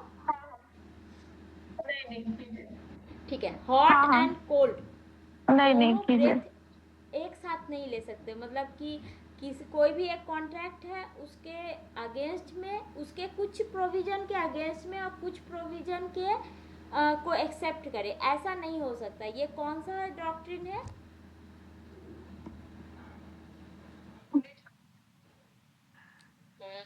डिपेंडेंस तो डिपेंडेंस। ये है ना कि दो के बीच में बात जा हो रहा है तो वो ट्रांसफर नहीं कर सकता जो भी। हाँ डॉक्ट्रिन ऑफ हाँ हाँ इलेक्शन उसको इलेक्ट हाँ, करना होता है ना कि वो क्या दोनों ही चीजें नहीं रखना ले है या सकता, रिजेक्ट है ना? करना है, वो एक्सेप्ट करना है या रिजेक्ट करना अच्छा, है। हाँ हाँ चलो रिवीजन हो गया है ना। अच्छा, सेक्शन 52 क्या ये है? तो हाँ हाँ हाँ, ये अच्छा ये इसका भी तो ठीक बी है। डॉक्ट्रिन ऑफ लीस्ट पेंडेंस कहाँ है? 52। इसमें देखिए 52 कौन सा करेक्ट 52 नहीं है। ऑस्टेंसिबल ऑनर कहाँ है? 41 में सही है। मैच हाँ ये सही है। पार्ट परफॉर्मेंस कहाँ 41 था? हाँ सही है। पार्ट परफॉर्मेंस कहाँ डिपेंडेंस था? 52 सही है। हाँ ए में था, ये गलत है। 53 ठीक ए है। में था शायद। फ्रॉडुलेंट ट्रांसफर 53 में है, ये सही है। और ये भी लिस्पेंडेंस दिया 52 में था है, ये भी सही है। गलत यही है ना? 53 53 ए होगा। अच्छा 52 52 क्या कहता है? ठीक है, सेम क्वेश्चन हो गया। अच्छा लिस्पेंडेंस का मतलब क्या होता है? Dependence previous decision bars the subsequent filing of the suit. तो कोई केस हाँ जो है डिसीजन हो चुका है, फिर से उसको दूसरे केस को दूसरा फाइलिंग हाँ नहीं हाँ होना चाहिए। क्या ये है नहीं डिपेंडेंस? या फिर कोई केस जो है कोर्ट के विचाराधीन है, ये है ये है। हाँ यही होगा, है ना? ये ये है वाला हम लोग यही ये होगा। हाँ वाला भी अभी हम लोग बात किए थे। ये कौन सा डॉक्ट्रिन है?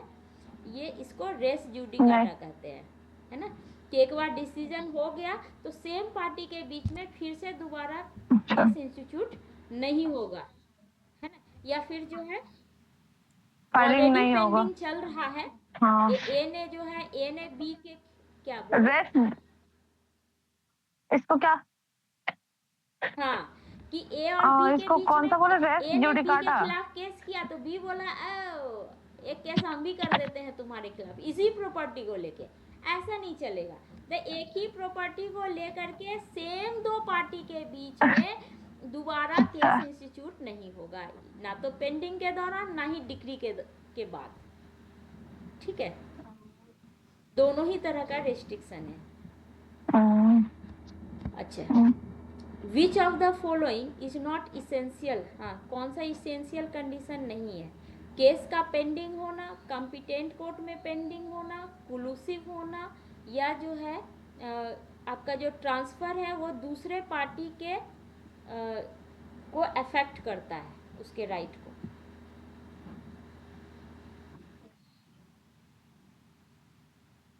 नहीं डी होगा ना, वो दूसरे पार्टी के डी होगा क्या डी ट्रांसफर जो है वो दूसरे पार्टी के एलिमिनेशन ऑफ राइट को मस्ट अफेक्ट करना चाहिए, नहीं तो फिर लिस्पेंडेंस काम ही नहीं करेगा। ट्रांसफर करने से, ट्रांसफर बी ने सी को ट्रांसफर किया और उससे ए का राइट हैम्पर ही नहीं हुआ, तो फिर काहे का लिस्पेंडेंस? वहाँ डॉक्ट्रिन काम ही नहीं करेगा, है ना? उसका हित जो है हैम्पर होना चाहिए। ये वाला है कि सूट जो है वो रियल होना चाहिए, क्लूसिव नेचर का नहीं होना चाहिए। मतलब प्लेंटिफ और जो है डिफेंडेंट मिल करके कुछ खिचड़ी ना पका रहा हो।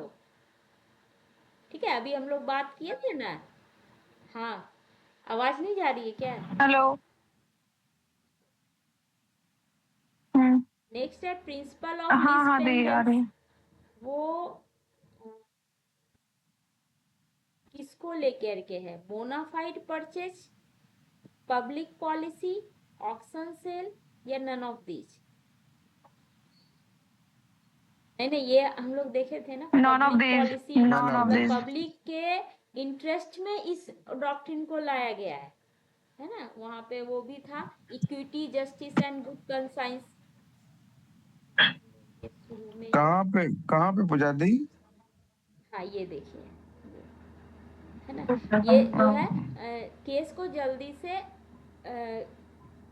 से एक्सपेडाइट करने के लिए ये डॉक्ट्रिन जो है किया गया है, जो necessity for final education and public policy, मतलब पब्लिक के इंटरेस्ट को लेकर करके कि वो जल्दी से उसको जो है डिसीजन मिल सके, उसके लिए जो है, हाँ जल्दी से उसको न्याय मिल जाए, हाँ, यानी कि वो उस चीज के लंबे इंटरेस्ट में प्रोसीजर किया में ना गया है। फंसे।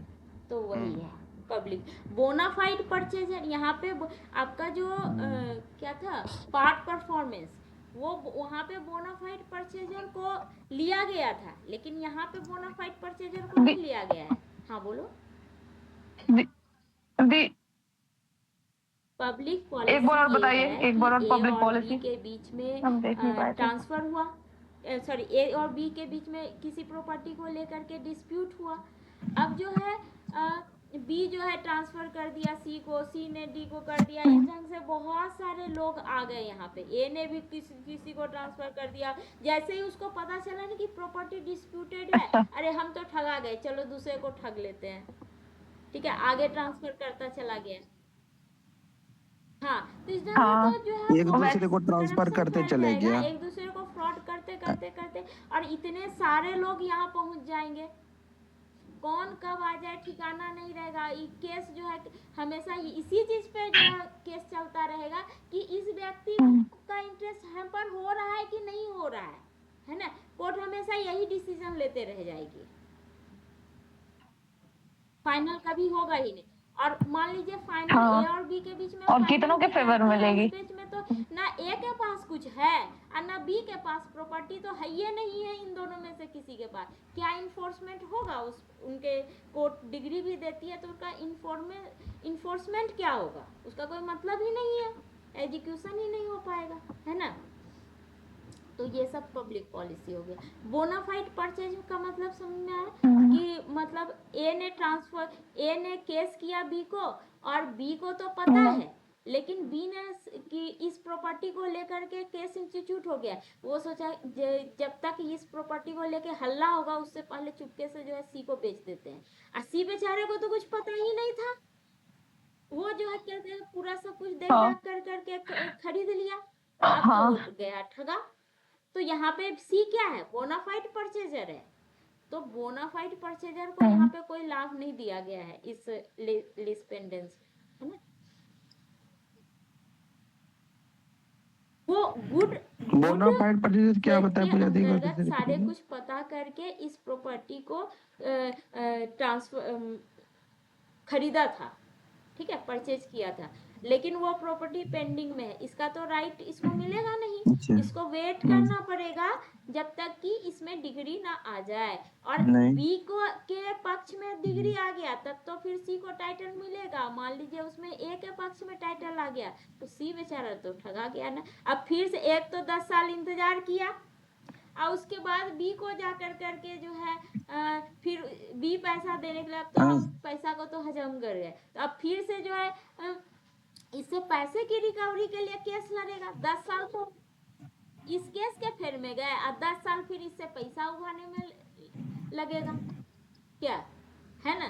तो इस ढंग से हाँ, तो सी का तो यानी ये हो 20 गया। साल तो उसका ऐसे यहाँ पे चले गया यही है कि इसमें। बोनाफाइड परचेजर को जो है यहाँ पे सी को कोई लाभ नहीं मिलेगा, उसको वेट करना ही पड़ेगा इस केस के डिग्री आने तक।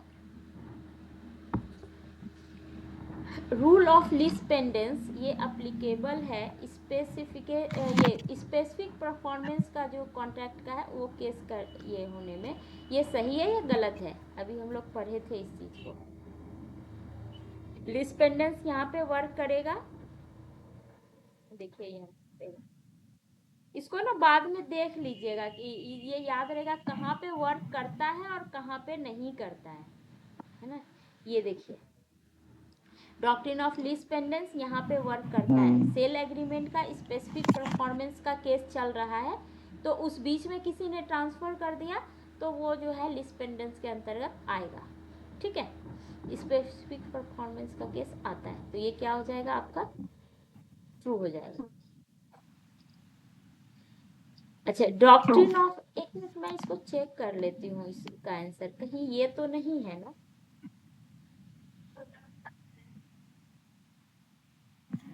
लगता है जैसे भी, डिपेंड्स देख ऑन द लीजिए। Fact of each case. 290, 290 का बी है। चलो, ट्रू ट्रू ही है, ठीक है।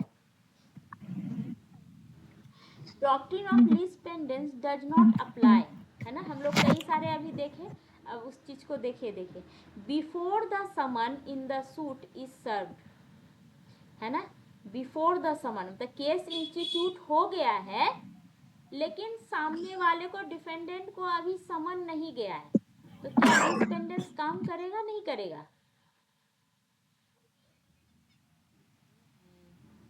ये यहाँ नहीं पे करेगा अभी। करेगा, करेगा, क्योंकि ये देखिए करना यहाँ चाहिए। पे हमने पढ़ा कि ये जो है नोटिस पे बेस्ड नहीं होता, है ना।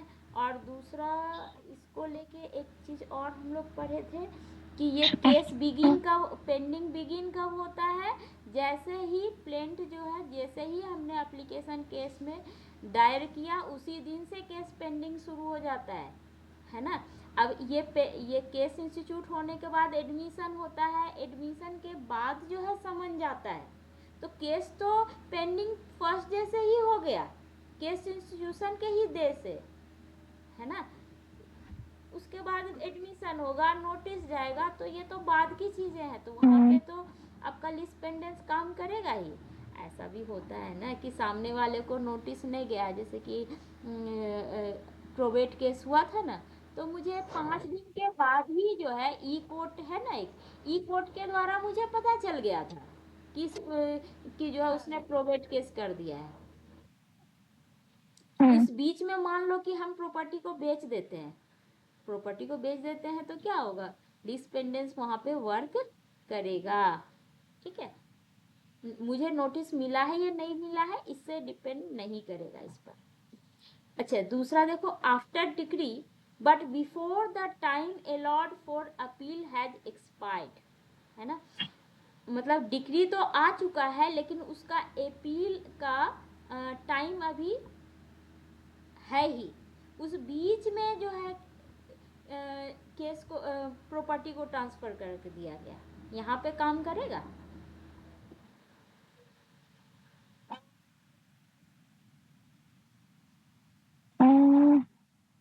नहीं, वहाँ हाँ ट्रांसफर होगा भी, होगा डिग्री ही आ नहीं ना गया भी। ना,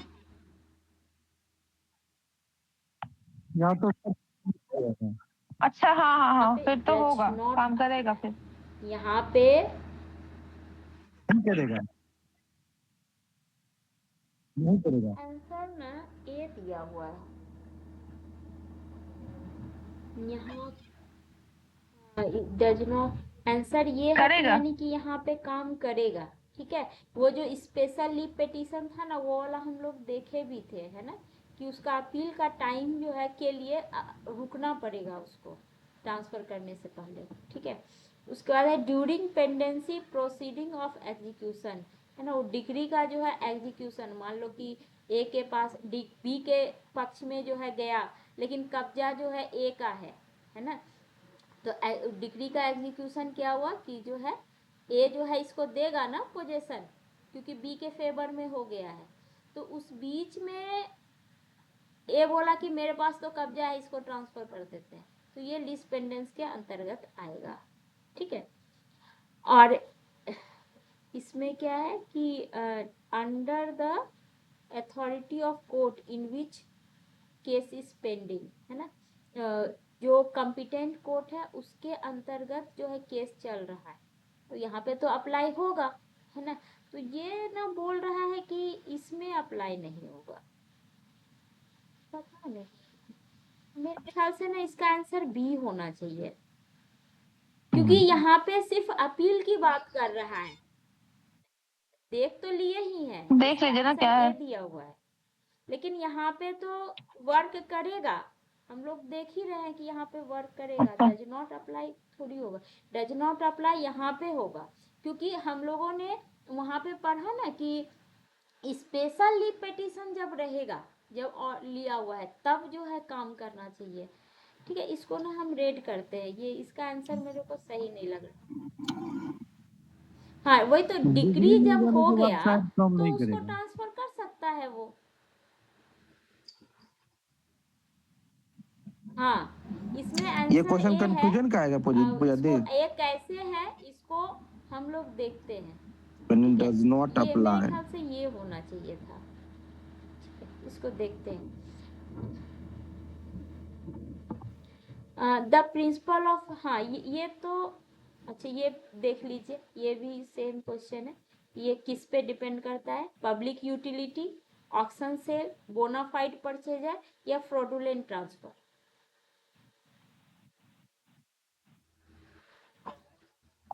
हाँ, पब्लिक यूटिलिटी। अभी भी हम लोग देखे थे, पब्लिक पब्लिक यूटिलिटी। पॉलिसी था उसमें, यहाँ पे पब्लिक यूटिलिटी लिखा है, एक ही बात है। पब्लिक यूटिलिटी है। लीज पेंडेंस में ये, तब ठीक ये है देख डाउन हो लीजिए, गया। अगर उतना देर रहना चाहें उतना देख सकते हैं, है ना। इसमें कई सारे स्टेटमेंट दिए हुए मैंने हैं, पूछा दिया, अभी जो रहेंगे तो। हमारे को देखना है कि कौन सा सही है गलत है। ठीक है, इसमें बोल रहा है कि less doctrine of lease pendens जो है फ्रॉडुलेंट ट्रांसफर को कहते हैं। ठीक है, दूसरा है कि इट इम्पोजेस ए नहीं रॉन्ग। Prohibition of transfer. इतना ही देखते हैं सही है या गलत है, इसी में पता चल जाएगा कि क्या ये ट्रांसफर को रोकता है। हाँ हाँ नहीं, ट्रांसफर को नहीं रोकता, ये बिल्कुल। ट्रांसफर को नहीं रोकता है ना। ये अगर आपने ट्रांसफर कर दिया तो ट्रांसफर को। ये सी वेट करेगा कि जो है हाँ इस केस में क्या डिसीजन आता है। अगर बी ने ट्रांसफर किया था ना सी को, तो बी के फेवर में अगर ट्रांसफर हो डिक्री आ जाती है, तब सी को वैलिड टाइटल मिल जाएगा उस प्रॉपर्टी का, उस ट्रांसफर के अंतर्गत। लेकिन अगर ए को मिल जाता है तो वो फिर ट्रांसफर वॉइड हो जाएगा ना, फिर उसका कोई मतलब नहीं है, सी को टाइटल नहीं मिलेगा फिर। ठीक है, फिर सी सी अगर ट्रांसफर कर हाँ देगा पुजादी, एक ई को हाँ, कर तो दिया, मान लीजिए सी फिर कर दिया हाँ, तो ट्रांसफर ई जो को, जिसको भी फिर ई ट्रांसफर कर कर दिया दिया, किसी और एफ वो को। वो सारे के वही तो सारे बता रहा हूँ ना कि ट्रांसफर ही अगर ना नहीं शांति से हाँ करेंगे, इसका वेट करेंगे। ठीक है, वो ट्रांसफर इनवैलिड नहीं होगा, वैलिड ही रहेगा। बोले ना कि इसमें जब डिग्री आता है, किसके फेवर में आता है उस पर डिपेंड करेगा, तब तक के लिए वेट करेगा। अगर बी के पक्ष में आ जाता है, तब तो जो है ये चेन जहां तक भी जा रहा है उसको टाइटल मिल जाएगा, उसका जो भी लास्ट होगा। हाँ, लेकिन अगर ए के लास्ट पक्ष में हुआ टाइटलमेंट तो उसको ये दे सबको देगा। कुछ नहीं मिलने बिल्कुल। वाला। अब जानबूझ के बी ने बदमाशी किया है, या फिर जो है बी को तो नहीं पता था, सी को पता था, सी बोला अरे हम तो ठगा गए, क्या कहते हैं, अब क्या करें, हम तो फंस गए, किसी और को ठग लेते हैं। हम हाँ, किसी और तो को ठग ये लेते अपना हैं, जो है सी पे हम ठगी उसको का जो बेच है देते केस हैं। करेगा, वो अलग चीज है ना। लेकिन टाइटलमेंट नहीं मिलेगा, तब तक के लिए वेट करेगा। हाँ ठीक है, तो यहाँ पे ये वाला जो है गलत है। ठीक है, नेक्स्ट है it creates only right to be enforce to avoid a transfer made pending of the suit, है ना। It creates only a right to be enforce, हाँ, to avoid a to be transfer. Enforced हाँ, to ये avoid सही लग रहा है कि मतलब ए ट्रांसफर केस के पेंडिंग के समय कोई भी ट्रांसफर को मेड इसमें दिस अवॉइड किया गया है ना। अवॉइड मतलब कि मतलब प्रोहिबिट नहीं किया गया है, अवॉइड करने के लिए किया गया है, टाला गया। ताकि जो व्यक्ति प्लेंटिफ या डिफेंडेंट है उसके राइट को इन्फोर्स किया नहीं तो जाए। ठीक है, रोकने का अवॉइड प्रयास मतलब किया गया है, कि उसको पूरी तरह से प्रयास उसको रोकने का प्रयास। रोका नहीं गया है कि वो ट्रांसफर तो इनवैलिड होगा, उस ट्रांसफर का कोई मतलब नहीं है। हाँ, तो निषेध नहीं किया जस्ट गया उसको। इग्नोर करने के लिए, उस ऐसे ट्रांसफर ना हो उससे बचने के लिए, है ना, रोका नहीं गया है लेकिन उससे बचने की कोशिश की गई है। ठीक है, तो ये वाला सही है आपका। अच्छा, such transfers are voidable. Voidable, voidable कहना मतलब, नहीं तो गलत है। अच्छा देखते हैं इसका। वाइडेबल कैसे हुआ पूजा दी? तो वाइड हो जाएगा ना फिर तो।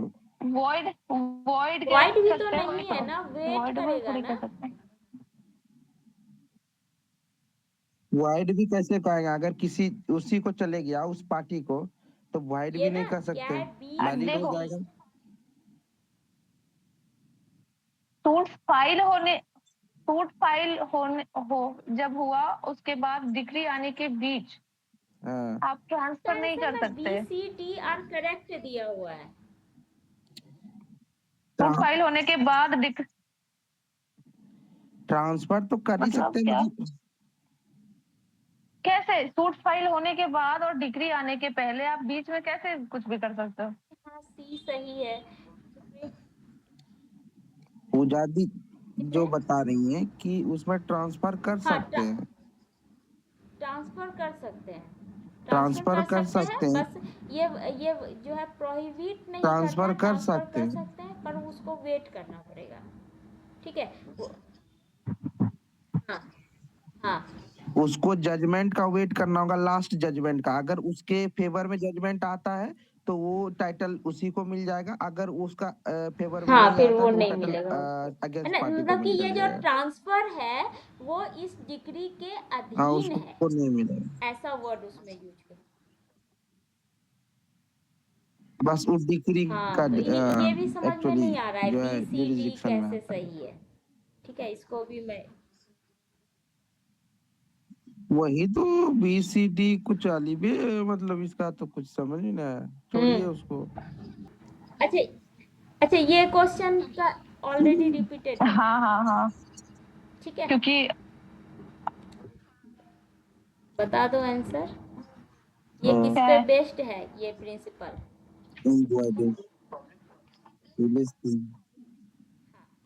Public policy. Public policy. कहाँ पे अप्लाई नहीं होता? सारे को इसमें इस टाइप के क्वेश्चन ना बहुत है, कहाँ पे अप्लाई होता है और कहाँ पे अप्लाई नहीं होता। कोर्ट सेल्स में। ठीक है, property property included in belong the to plant minor. by an amendment subsequent to sale, court sale। Subsequent sale तो डज नॉट अप्लाई, किसी पे नहीं होगा। ऑल द इसका अबव। आंसर बी है। ये ना समझ में नहीं आ रहा है। बी वाला तो क्या कहते अली हैं ना, एकदम ये ऊपर ही जो ऊपर जा रहा बुक है। में था, बुक में जितने थे ना मैंने सारे यहाँ पे लिस्ट कर दिए हैं ताकि जो है ना छूटे नहीं। देखिए इसमें यहाँ पे जो मैंने लिस्ट किया, ये देखिए, ये जो है देखिए 1 2 3 4 5 6 जो है पक्ष में और 4 विपक्ष में, 10 टाइप के केसेस मैंने यहाँ पे लिस्ट किए हैं। तो इतना बुक में था, सारे के सारे ही मैंने कर दिए हैं। लेकिन यहाँ आंसर क्वेश्चन में उसके अलावा भी दिया हुआ है भाई। इसमें ना जब डिसीजन हो जाएगा ना तो वहाँ मैं ऐड कर दूंगी यहाँ पे। नहीं तो ये पता है। कुछ जो है ना, अगर हाँ हो सके तो कंक्लूजन के साथ बुझा दी, रीजन क्या है ठीक है, देख। उसका डाल देंगे। रीजन के साथ आंसर जो आता नहीं है। Rule of lease pendens apply, ये वो कब होता है? जब वो ट्रांसफर जो है वो फ्रॉडुलेंट है, या डायरेक्टली इन क्वेश्चन है, या पेंडिंग बिटवीन 2 पर्सन है और उसमें से एक व्यक्ति ने सेल कर दिया। ठीक है, और पेंडिंग है कोर्ट में और कोर्ट के पास ज्यूरिडिक्शन ही नहीं है। B C C C does not have यहाँ डज पे नॉट यहाँ हैव पे तो जुरिस्डिक्शन। यहाँ सी पे तो लग रहा काम ही नहीं करेगा। यहाँ डी पे तो नंबर क्या बोल रहा है लिस्पेंडेंस पूजा काम दी? ही नहीं हालांकि डी करेगा लग ना, रहा है मुझे। उसके जुरिडिक्शन में जी। ही नहीं है उसको, यानी इनकॉम्पिटेंट कोर्ट हो गया यहाँ पे। तो फिर वो कैसे? यहाँ पे ये होगा, तो हाँ जब ये हो उसके गया। जुरिस्डिक्शन में नहीं है तो जब फिर जो डी तो है, ऐसे भी खत्म हो हाँ, गया, जब दो व्यक्ति के बीच में पेंडिंग है और उसमें से सी हो एक ने जाएगा। सेल कर दिया, ठीक है, यही बात हो रही है ना, कि दो के बीच में पेंडिंग है और उसमें से कोई भी एक पार्टी उसको घूम तो सेल नहीं वही कर बात है।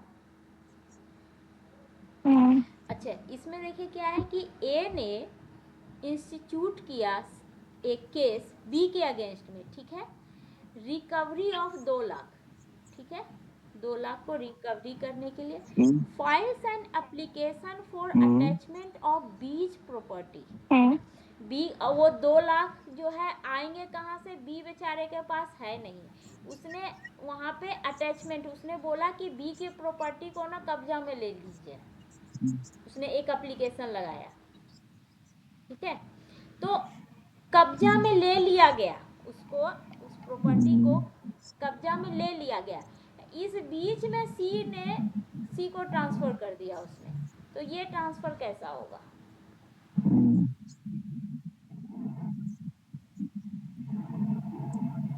लीज पेंडेंस, एक बाय लीज पेंडेंस।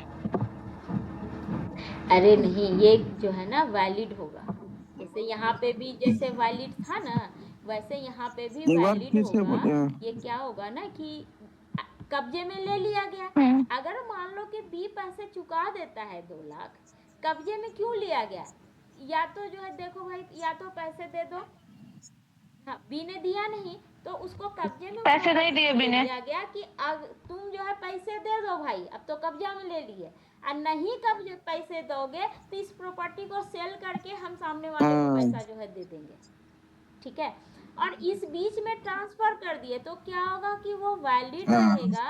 अगर मान लो कि बी ने जो है सेल कर दिया, ठीक है, कोर्ट सेल करती, उससे अच्छा है कि बी ने ही सेल कर दिया, उसके पास 10 लाख की प्रॉपर्टी थी, 10 लाख उसको मिल गया, उसमें से 2 लाख जो है बेचारे ए को दे देगा, क्या दिक्कत है? तो वो ट्रांसफर जो है फुल्ली वैलिड है ना। तो ये है कि टाइटल उसको जो है थोड़ा सा ये केस समाप्त हो जाएगा ना, उसका कब्जा हट जाएगा कोर्ट का, तब जो है सी को फुल ऑनरशिप मिल जाएगा, कब्जा पोजेशन मिल जाएगा, है ना। तो ये ट्रांसफर जो है वो वैलिड है। ओके, नेक्स्ट है आपका, ये क्या है भाई, एक मैक्सिम है, उट पेंडेंट निहिल इन्वोटू, ये तो हम लोग अभी पढ़े थे ना, थोड़ा सा अंतर के साथ, ये हम लोग के दिमाग में आ रहा है। पेंडेंटे लाइट निहिल सबसे पहला इनोवेटूर ये पढ़े थे, और यहाँ पे क्या है, उट पेंडेंट निहिल इन्वोटूर, find its place in the, ये कहाँ पे है?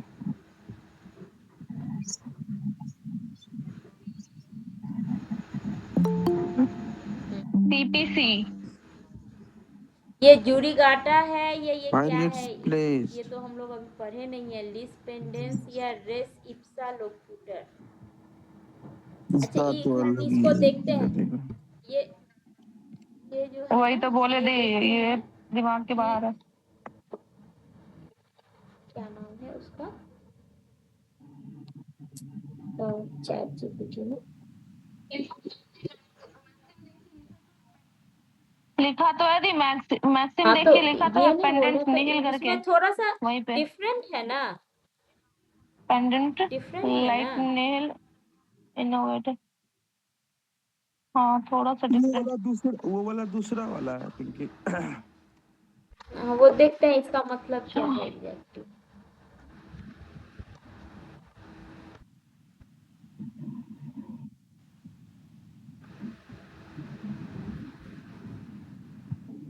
During a pending litigation, nothing new should be introduced, ये तो मीनिंग तो वही बता रहा है, तब तो फिर लिस पेंडेंस हो वही है, जाएगा, नहीं है इसका। हाँ वही है, तब तो फिर तो लिस फिर वही है। पेंडेंस हो जाना हाँ, ऐसा चाहिए, कुछ। देखते हैं। हाँ, लेकिन ये इसका कहने का ये क्या मतलब है दी, सीपीसी 1908 का placed in the हाँ civil मतलब procedure ये code सीपीसी के finds अंतर्गत its ये place. सारे हैं ना। इसमें दिया हुआ है लीज पेंडेंस के CPC में। अंतर्गत जैसे CPC रेस जुडिकाटा सेक्शन 10 या अच्छा 11 में है तुम्हारा, ठीक है।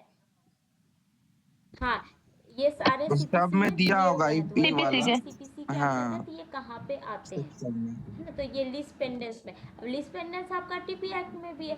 अब ये बोल रहा है तो हो सकता है सीपीसी में भी लीज पेंडेंस किसी सेक्शन या किसी जो भी होगा ही, सीधी सी बात हाँ है, हाँ सिविल होगा, केस को लेके है बिल्कुल तो होगा। होगा ही। तो आपका ये हो जाएगा, हाँ ठीक है। ओके 52 में क्या है?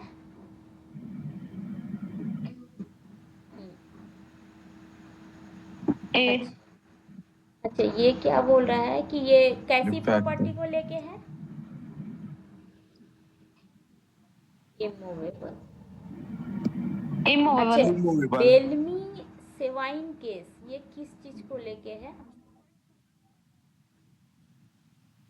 Doctrine of Confirm? Election. Doctrine I am not sure. Dependence होगा ना इसमें तो। कोई जरूरी है? डिपेंडेंस का बात करा तो डिपेंडेंस ही होना चाहिए। ये पार्ट परफॉर्मेंस टाइप का भी लग रहा है, पार्ट परफॉर्मेंस भी लग रहा है। डिपेंडेंस का ही है। किसका है पूजा दी? 4 आई नहीं, think part performance, part performance. Dependence का है। ये फेमस केस है लेकिन हम लोग ना भूल गए थे किसमें है। वही सर, होगा। इसीलिए सारा याद नहीं है कि पढ़ा, ये 3 में से हाँ। याद है क्या जिस दिन दिन आप शायद पार्ट परफॉर्मेंस भी पढ़ा रहे थे ना, शायद उसमें आया था ऐसा वाला क्वेश्चन, बलमी वर्सेस। सिमिलर होगा इससे, ये एग्जैक्ट नहीं होगा हमको लगता है पिंकी। एक डिस्प्यूट है जिसमें कि पता नहीं वो कैसे ऑनरशिप बताया, शायद भी ऑनरशिप ऐसे जो बलमी है वर्सेस लिखा हुआ था ऐसे कुछ केस का नाम। इमोवल प्रॉपर्टी का ऑनरशिप को लेके था। ये देखो ये मिस्टर वाल्मी जो ओपन है ना वो इमूवेबल उस प्रॉपर्टी। प्रॉपर्टी को सेल कर दिया था तो सेवाइन फाइवर ए लीगल चैलेंज, ये कुछ वही है लीज पेंडेंस को लेके है।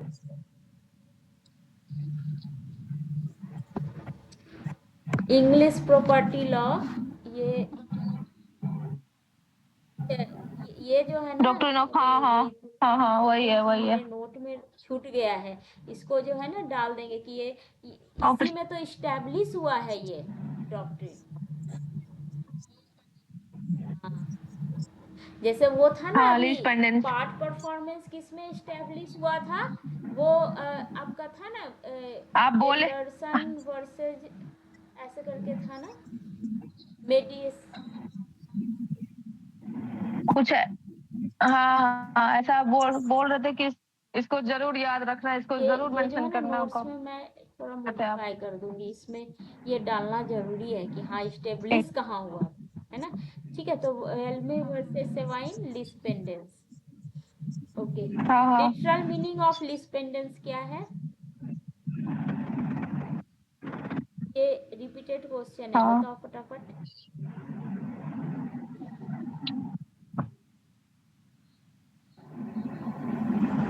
Meaning of B dependence. C नहीं बी। ये सूट अंडर कंसिडरेशन ये होगा ना, ये तो रेस बी जुडिकाटा है, ठीक है। और ये रेस ऑफ एनी जुडिकाटा का एक्सटेंशन है, लिस्पेंडेंस जो है रेस जुडिकाटा का एक्सटेंशन है ना कि एक्सेप्शन है, ठीक है। ये वाला होगा कोर्ट के विचाराधीन में है। अच्छा रूल ऑफ लिस्पेंडेंस कब अप्लाई होता है? जब, अच्छा ये इसेंशियल पूछ रहा है, फटाफट देख लो। ये जो है क्या था कि इमूवेबल प्रॉपर्टी डायरेक्टली क्वेश्चन में होना चाहिए, यहाँ बोल रहा है इनडायरेक्टली। हो गया गड़बड़? हाँ अब ये क्या बोल रहा है, स्पेंडिंग बिटवीन 2 पर्सन और 1 पर्सन ने बेच दिया, ठीक है ये ठीक है। अब ये सही क्या है, बोल रहा है कि स्पेंड, हाँ वो ठीक है। तो सही है, बाकी ऑप्शन हम लोग यही देख लेते सही है हैं सर। कि वो सूट जो है वो पेंडिंग कहाँ पे है, जहाँ की जुरिडिक्शन पढ़ ही नहीं लेते हैं हाँ। है, इन कॉम्पिटेंट कोर्ट में है, तो वो वहाँ पे, हाँ तो वहाँ पे नहीं चलेगा। ठीक है, incompetent. Litigation is not bona fide but collusive. Collusive क्या हो गया कि दोनों मिल करके बट कुछ कोल्यूसिव। खिचड़ी पका रहा है, तो वो ऐसा में अप्लाई नहीं होगा, है ना।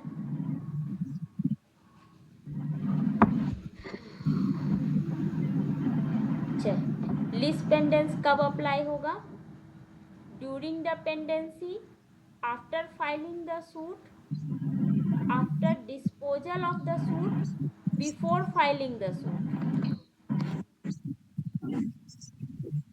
A after during the pendency of the अच्छा, ये प्रोसीडिंग। आंसर क्यों नहीं होगा आफ्टर फाइलिंग द सूट? ये भी तो होना चाहिए, फाइलिंग सूट हो जैसे सकता किए है, उसके मुझे बाद क्या भी ना, तो वही सिनेरियो आएगा।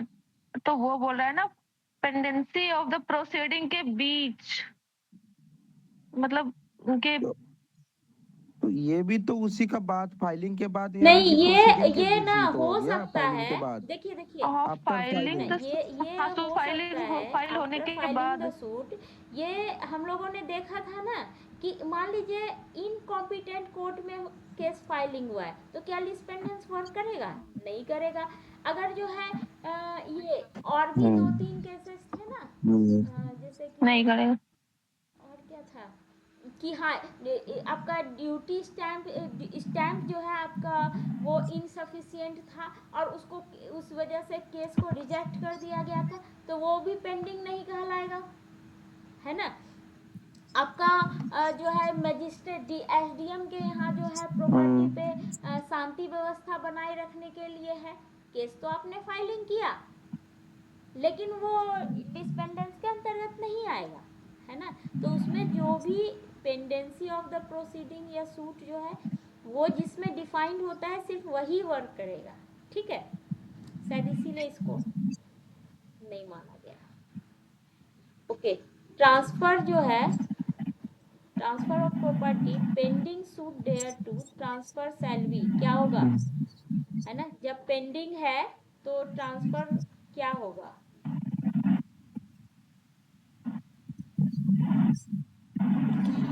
पेंडिंग है इतना तो सारा, ट्रांसफर आपका इतना वॉइड सारा होगा, हम लोग सारे मतलब सारे पढ़ आएगा, के देखिए तो ना, कर उसके बाद सकते हैं समझ में बी आएगा।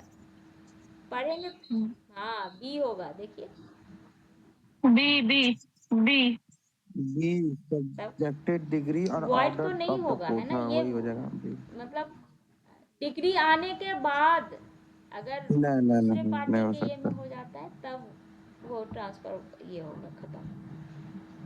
ओके, ये क्या बोल रहा है, ये इसेंशियल पूछ रहा है, ठीक है। इनवैलिडेट द ट्रांसफर, ये गलत हो गया क्या? ये बोला it only enacted purchaser pendant light suit is bound by the result of the litigation, ठीक है। उससे बाउंड है, रिजल्ट ऑफ द लिटिगेशन से, यानी डिग्री से बाउंड है। उसके बाद बोल रहा है कि ये है ना, हाँ ये यही होना चाहिए, क्योंकि ये ये भी होगा देखो अलग से। सूट के पेंडिंग रहते वक्त बार नहीं करता, यानी प्रोहिबिट नहीं करता है ट्रांसफर को, ठीक है। और ये बोल रहा है कि कुलूसिव नेचर का जो ट्रांसफेरी है उसके राइट को प्रोटेक्ट करता है, ये भी गलत है, हाँ, ठीक ट्रांसफर है। तो हो ही जाता है। तो ये आपका बी जो है सही हो जाएगा, कोई दिक्कत नहीं है। अच्छा, ये देखिए, अच्छा 52 किस चीज को डील करता है, ठीक है, बी हो जाएगा। इसमें बोल रहा है इन केस कोई ट्रांसफर जो है वो लीज पेंडेंट से हिट कर रहा है, ठीक है, वहां पे अप्लाई हो रहा है, तो क्या है कि the question of good faith which is essential to be establish before a equitable relief can be granted in favour of subsequent vendee under section 41 या 51 इज। अच्छा, 41 में क्या था, ऑस्टेंसिबल ऑनर था ना। 51 ये देखो काम करेगा कि नहीं, एक हम लोग ये सारे पढ़े नहीं है ना, तो इसके इसका आंसर ये वाला आंसर है। पार्टली रेलेवेंट हो सकता है, हाँ, मतलब कि क्या with टोटली check में इररेलेवेंट? है नहीं है, ये सारे चीजें जो है नहीं देखी जाएंगी, वो उसको वेट करना ही पड़ेगा। ठीक है, ये कुछ जो प्राइमरी चीज है यही वर्क करेगा कि सी को वेट करना पड़ेगा। ठीक है, ट्रांसफर कर भी दिया तो ठीक है, इसलिए टोटली इररिलेवेंट बोल रहा है। अच्छा, प्रमोद कुमार दास और ये दंत मारा टी कॉर्पोरेशन लिमिटेड, ये केस भी बहुत फेमस था। ये किस केस में हम लोग पढ़े थे?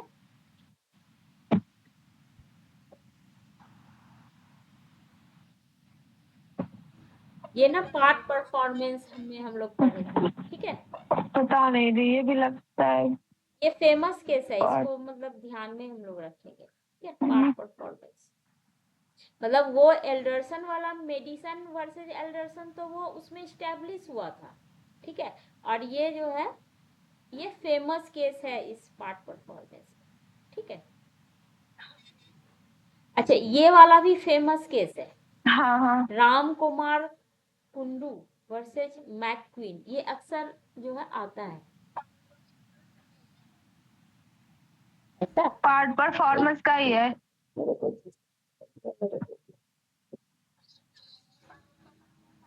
बी इसका। किसका ये लीज पेंडेंट के पास पार्ट परफॉर्मेंस? ठीक है, डी ऑस्टेंसिबल होगा। List pendens. अच्छा ये देखिए, suit under consideration, previous decision bars. अच्छा ये सारे देखिए। ठीक है, ये है ना, ए हो जाएगा। ए। अच्छा, ये फेमस केस, इसका कौन सा लिस्ट पेंडेंस का फेमस केस, ये हम लोग अभी जस्ट पढ़े। हाँ, सेवाइन। बेलमी, बेलमी वर्सेस अच्छा, इसका लीडिंग केस शबाइन। कौन सा है? ये भी वही हो जाएगा। यहाँ पे यही मैच है, करने यही वाला हाँ है। यही। यहाँ देखो डॉक्ट्रिन ऑफ सब्रोगेशन कहाँ है, ये हम लोग पढ़े हैं।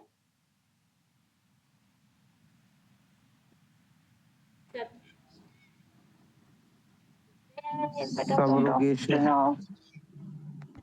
1761 या सर्विए 92? सर्विएशन है 92। ठीक है, सब्रोगेशन जो है 92 में है, 92। यानी ए का 4, ए का 4 यानी सी या डी आंसर होगा। ठीक है, और इसमें देखिए doctrine of C D. Lis pendens कहाँ है आपका?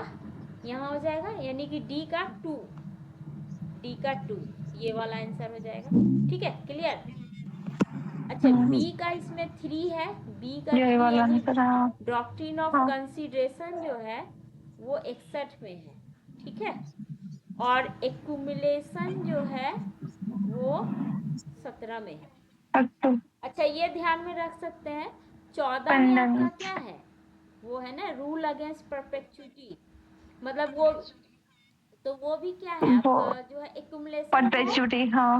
रिस्ट्रिक्ट करता है, कि मतलब किसी के पास संपत्ति उसी के पास ना रह जाए जमा होकर करके, यही बोल रहा है ना, तो एक्यूमुलेशन तो वही है।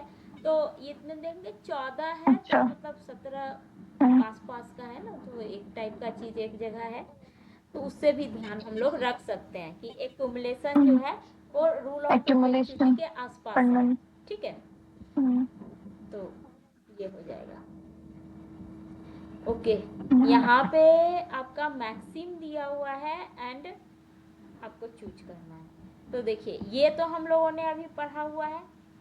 ठीक है, ये किससे कनेक्टेड है आपका? हाँ हाँ हाँ। तो ए का ए से, 1 हो जाएगा, हाँ, लीज पेंडेंट। ए का 1, तो आपका जो है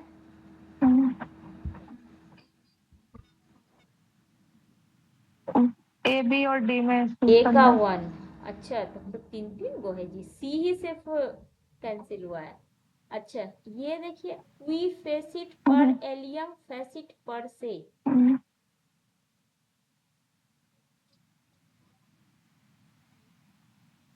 ये तो आप बताइए, तो ऑस्टेंसिबल ओनर। बी का 3, तो बी का 3 तो फिर डी आंसर हो जाना चाहिए। 64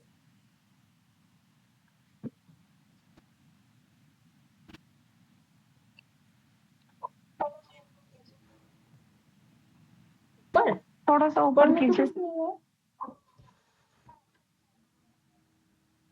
हाँ, दूसरा थोड़ा सा क्वेश्चन ये ऊपर ऊपर सारे नीचे, नहीं नहीं, नीचे नीचे नीचे नीचे नीचे नीचे और नीचे। नीचे, अच्छा, थोड़ा सा और, यही पे तो सारा थोड़ा सा दिख और रहा है पूरा, इतना हाँ बस। पे। सेवन। लास्ट वाला नहीं दिख रहा था हमको, डी ही हमको इसका लगता है आंसर होगा। ना बी दिया आप हुआ है। देख लीजिए क्या है। ठीक है, बी दिया हुआ है, मतलब इसका ये तो कंस्ट्रक्टिव ठीक है, नोटिस, डिपेंडेंस है। फिर दूसरे का ना दूसरा है, बी। बी का दूसरा आंसर है। ठीक है, इसका हम्म, दूसरा, यानी ये कंस्ट्रक्टिव नोटिस का है ये। ठीक है, और हम्म, तीसरे सी का जो है 4 आंसर है। सी का 4 ऑस्टेंसिबल ऑनर है ये वाला, nemo dat quod non habet. ठीक है, ये तो चलो ये 3 पढ़ा हुआ, भी ये नहीं पढ़ा हुआ है बिल्कुल, है ना। डी का 3, ये ऑनरस गिफ्ट, ये ऑनरस गिफ्ट को लेके। चलो,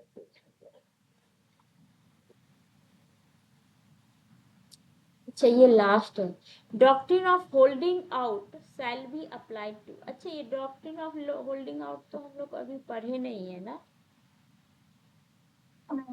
ये असल ये लीस्ट पेंडेंट सर्च करके नहीं, किए थे ना, तो यहाँ पे है ना, इसलिए ये क्वेश्चन आ गया। 766।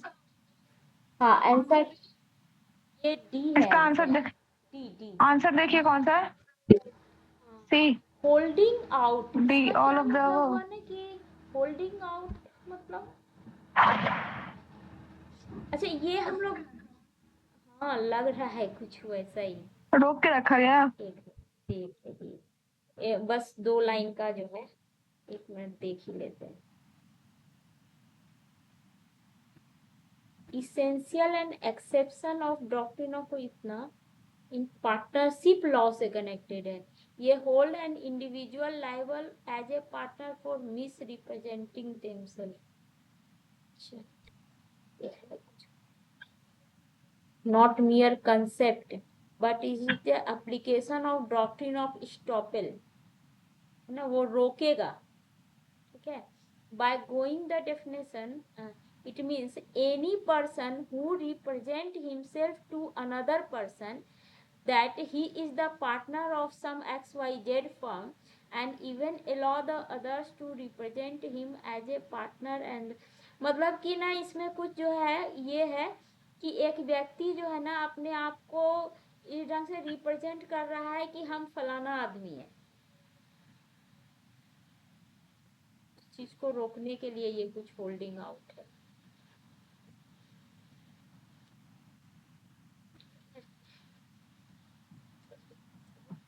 ओके, हम लोग इसको 1 मिनट, एक नजर खत्म हो ही गया है तो एक नजर जो है ना हम लोग देख लेते हैं।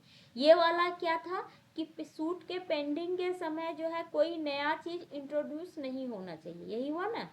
इसका अर्थ देखो,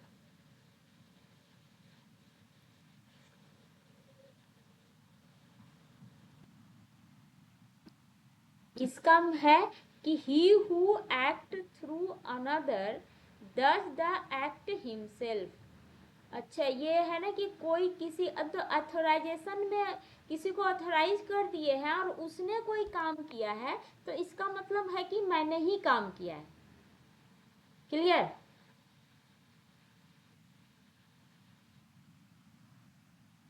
ये इसका आंसर कौन था, ये वाला था ना, बी, यानी कि बी का सेकंड। अच्छा, ये कंस्ट्रक्टिव नोटिस के लिए ये। ओके, अच्छा कंस्ट्रक्टिव नोटिस ये है कि जैसे कि हम जो है ना नोटिस, मान लो कि किसी मैं जो है डिफेंडेंट हूँ, ठीक है, और नोटिस देने वाला जो है वो मेरे घर के नौकर को दे दिया, ठीक है, तो माना जाएगा कि मुझे नोटिस दिया गया है। इस घर के किसी फैमिली मेंबर को, मेरी मम्मी को दे दिया, मेरे पिताजी को जो है नोटिस मिला है ना, इस घर में वो रहते हैं सेम घर में और उनको मिला है, तो ये माना जाएगा कि मुझे नोटिस मिला है। ठीक है, ये कंस्ट्रक्टिव नोटिस ये हुआ। ठीक है ना, ये उसी की बात कर रहा है कि मतलब he who act through another does the act himself, यानी मेरे पिताजी ने एक्ट किया है, मतलब सॉरी, मैंने एक्ट किया है किसके थ्रू, पिताजी के थ्रू, तो ये समझा जाएगा कि मैंने ही एक्ट किया है। ठीक है, मुझे ही नोटिस प्राप्त हुआ है, तो यही कंस्ट्रक्टिव नोटिस। कंस्ट्रक्टिव मतलब इसको कंस्ट्रक्ट किया जाएगा कि मुझे ही नोटिस मिला है। ऐसे सिंपली मेरे को नोटिस मिलता तब तो वो सिंपल नोटिस हो जाता। ठीक है, कंस्ट्रक्टिव हुआ कि हाँ मेरे को ही मिल गया। कंस्ट्रक्टिव पोजेशन होता है। कंस्ट्रक्टिव पोजेशन मतलब कि जैसे कि तुम अपने घर में रह रही हो तब तो तुम्हारा पोजेशन है ही। ठीक है, अगर मान लो तुम्हारा जो घर है उसकी चाबी तुम्हारे पास है, इसका क्या मतलब कहा जाएगा, तो तुम्हारे पोजीशन में, तो ये कंस्ट्रक्टिव पोजीशन हो गया कि उस घर का चाबी तुम्हारे पास है, इसका मतलब है कि कब्जा भी तुम्हारे पास है। ठीक है, नेमो डेट, इसका क्या मतलब है,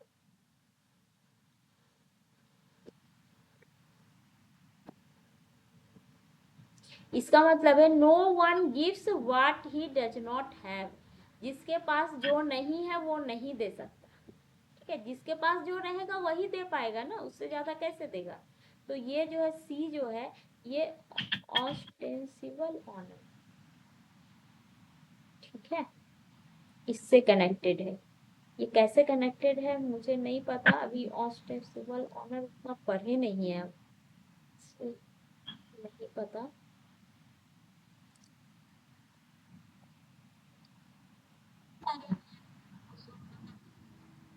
खत्म तो हो गया ना। Bonus refers to he who drives a benefit out also to bear the burden. Okay, हाँ, अच्छा ये क्या है ना, इसमें ये है कि जो बर्डन और बेनिफिट दोनों लेना पड़ेगा। ठीक है, तो ये ऑनरस गिफ्ट में तो वही होता है ना कि 4 गिफ्ट हैं एक के अंतर्गत, एक बेनिफिशियल है और एक घटे का सौदा है, तो फिर क्या है कि या तो सारे को एक्सेप्ट करो या फिर सारे को रिजेक्ट करो, यही है ना ऑनरस गिफ्ट, तो इससे कनेक्टेड है। और इस ढंग से एमसीक्यू भी सारे समाप्त हुए।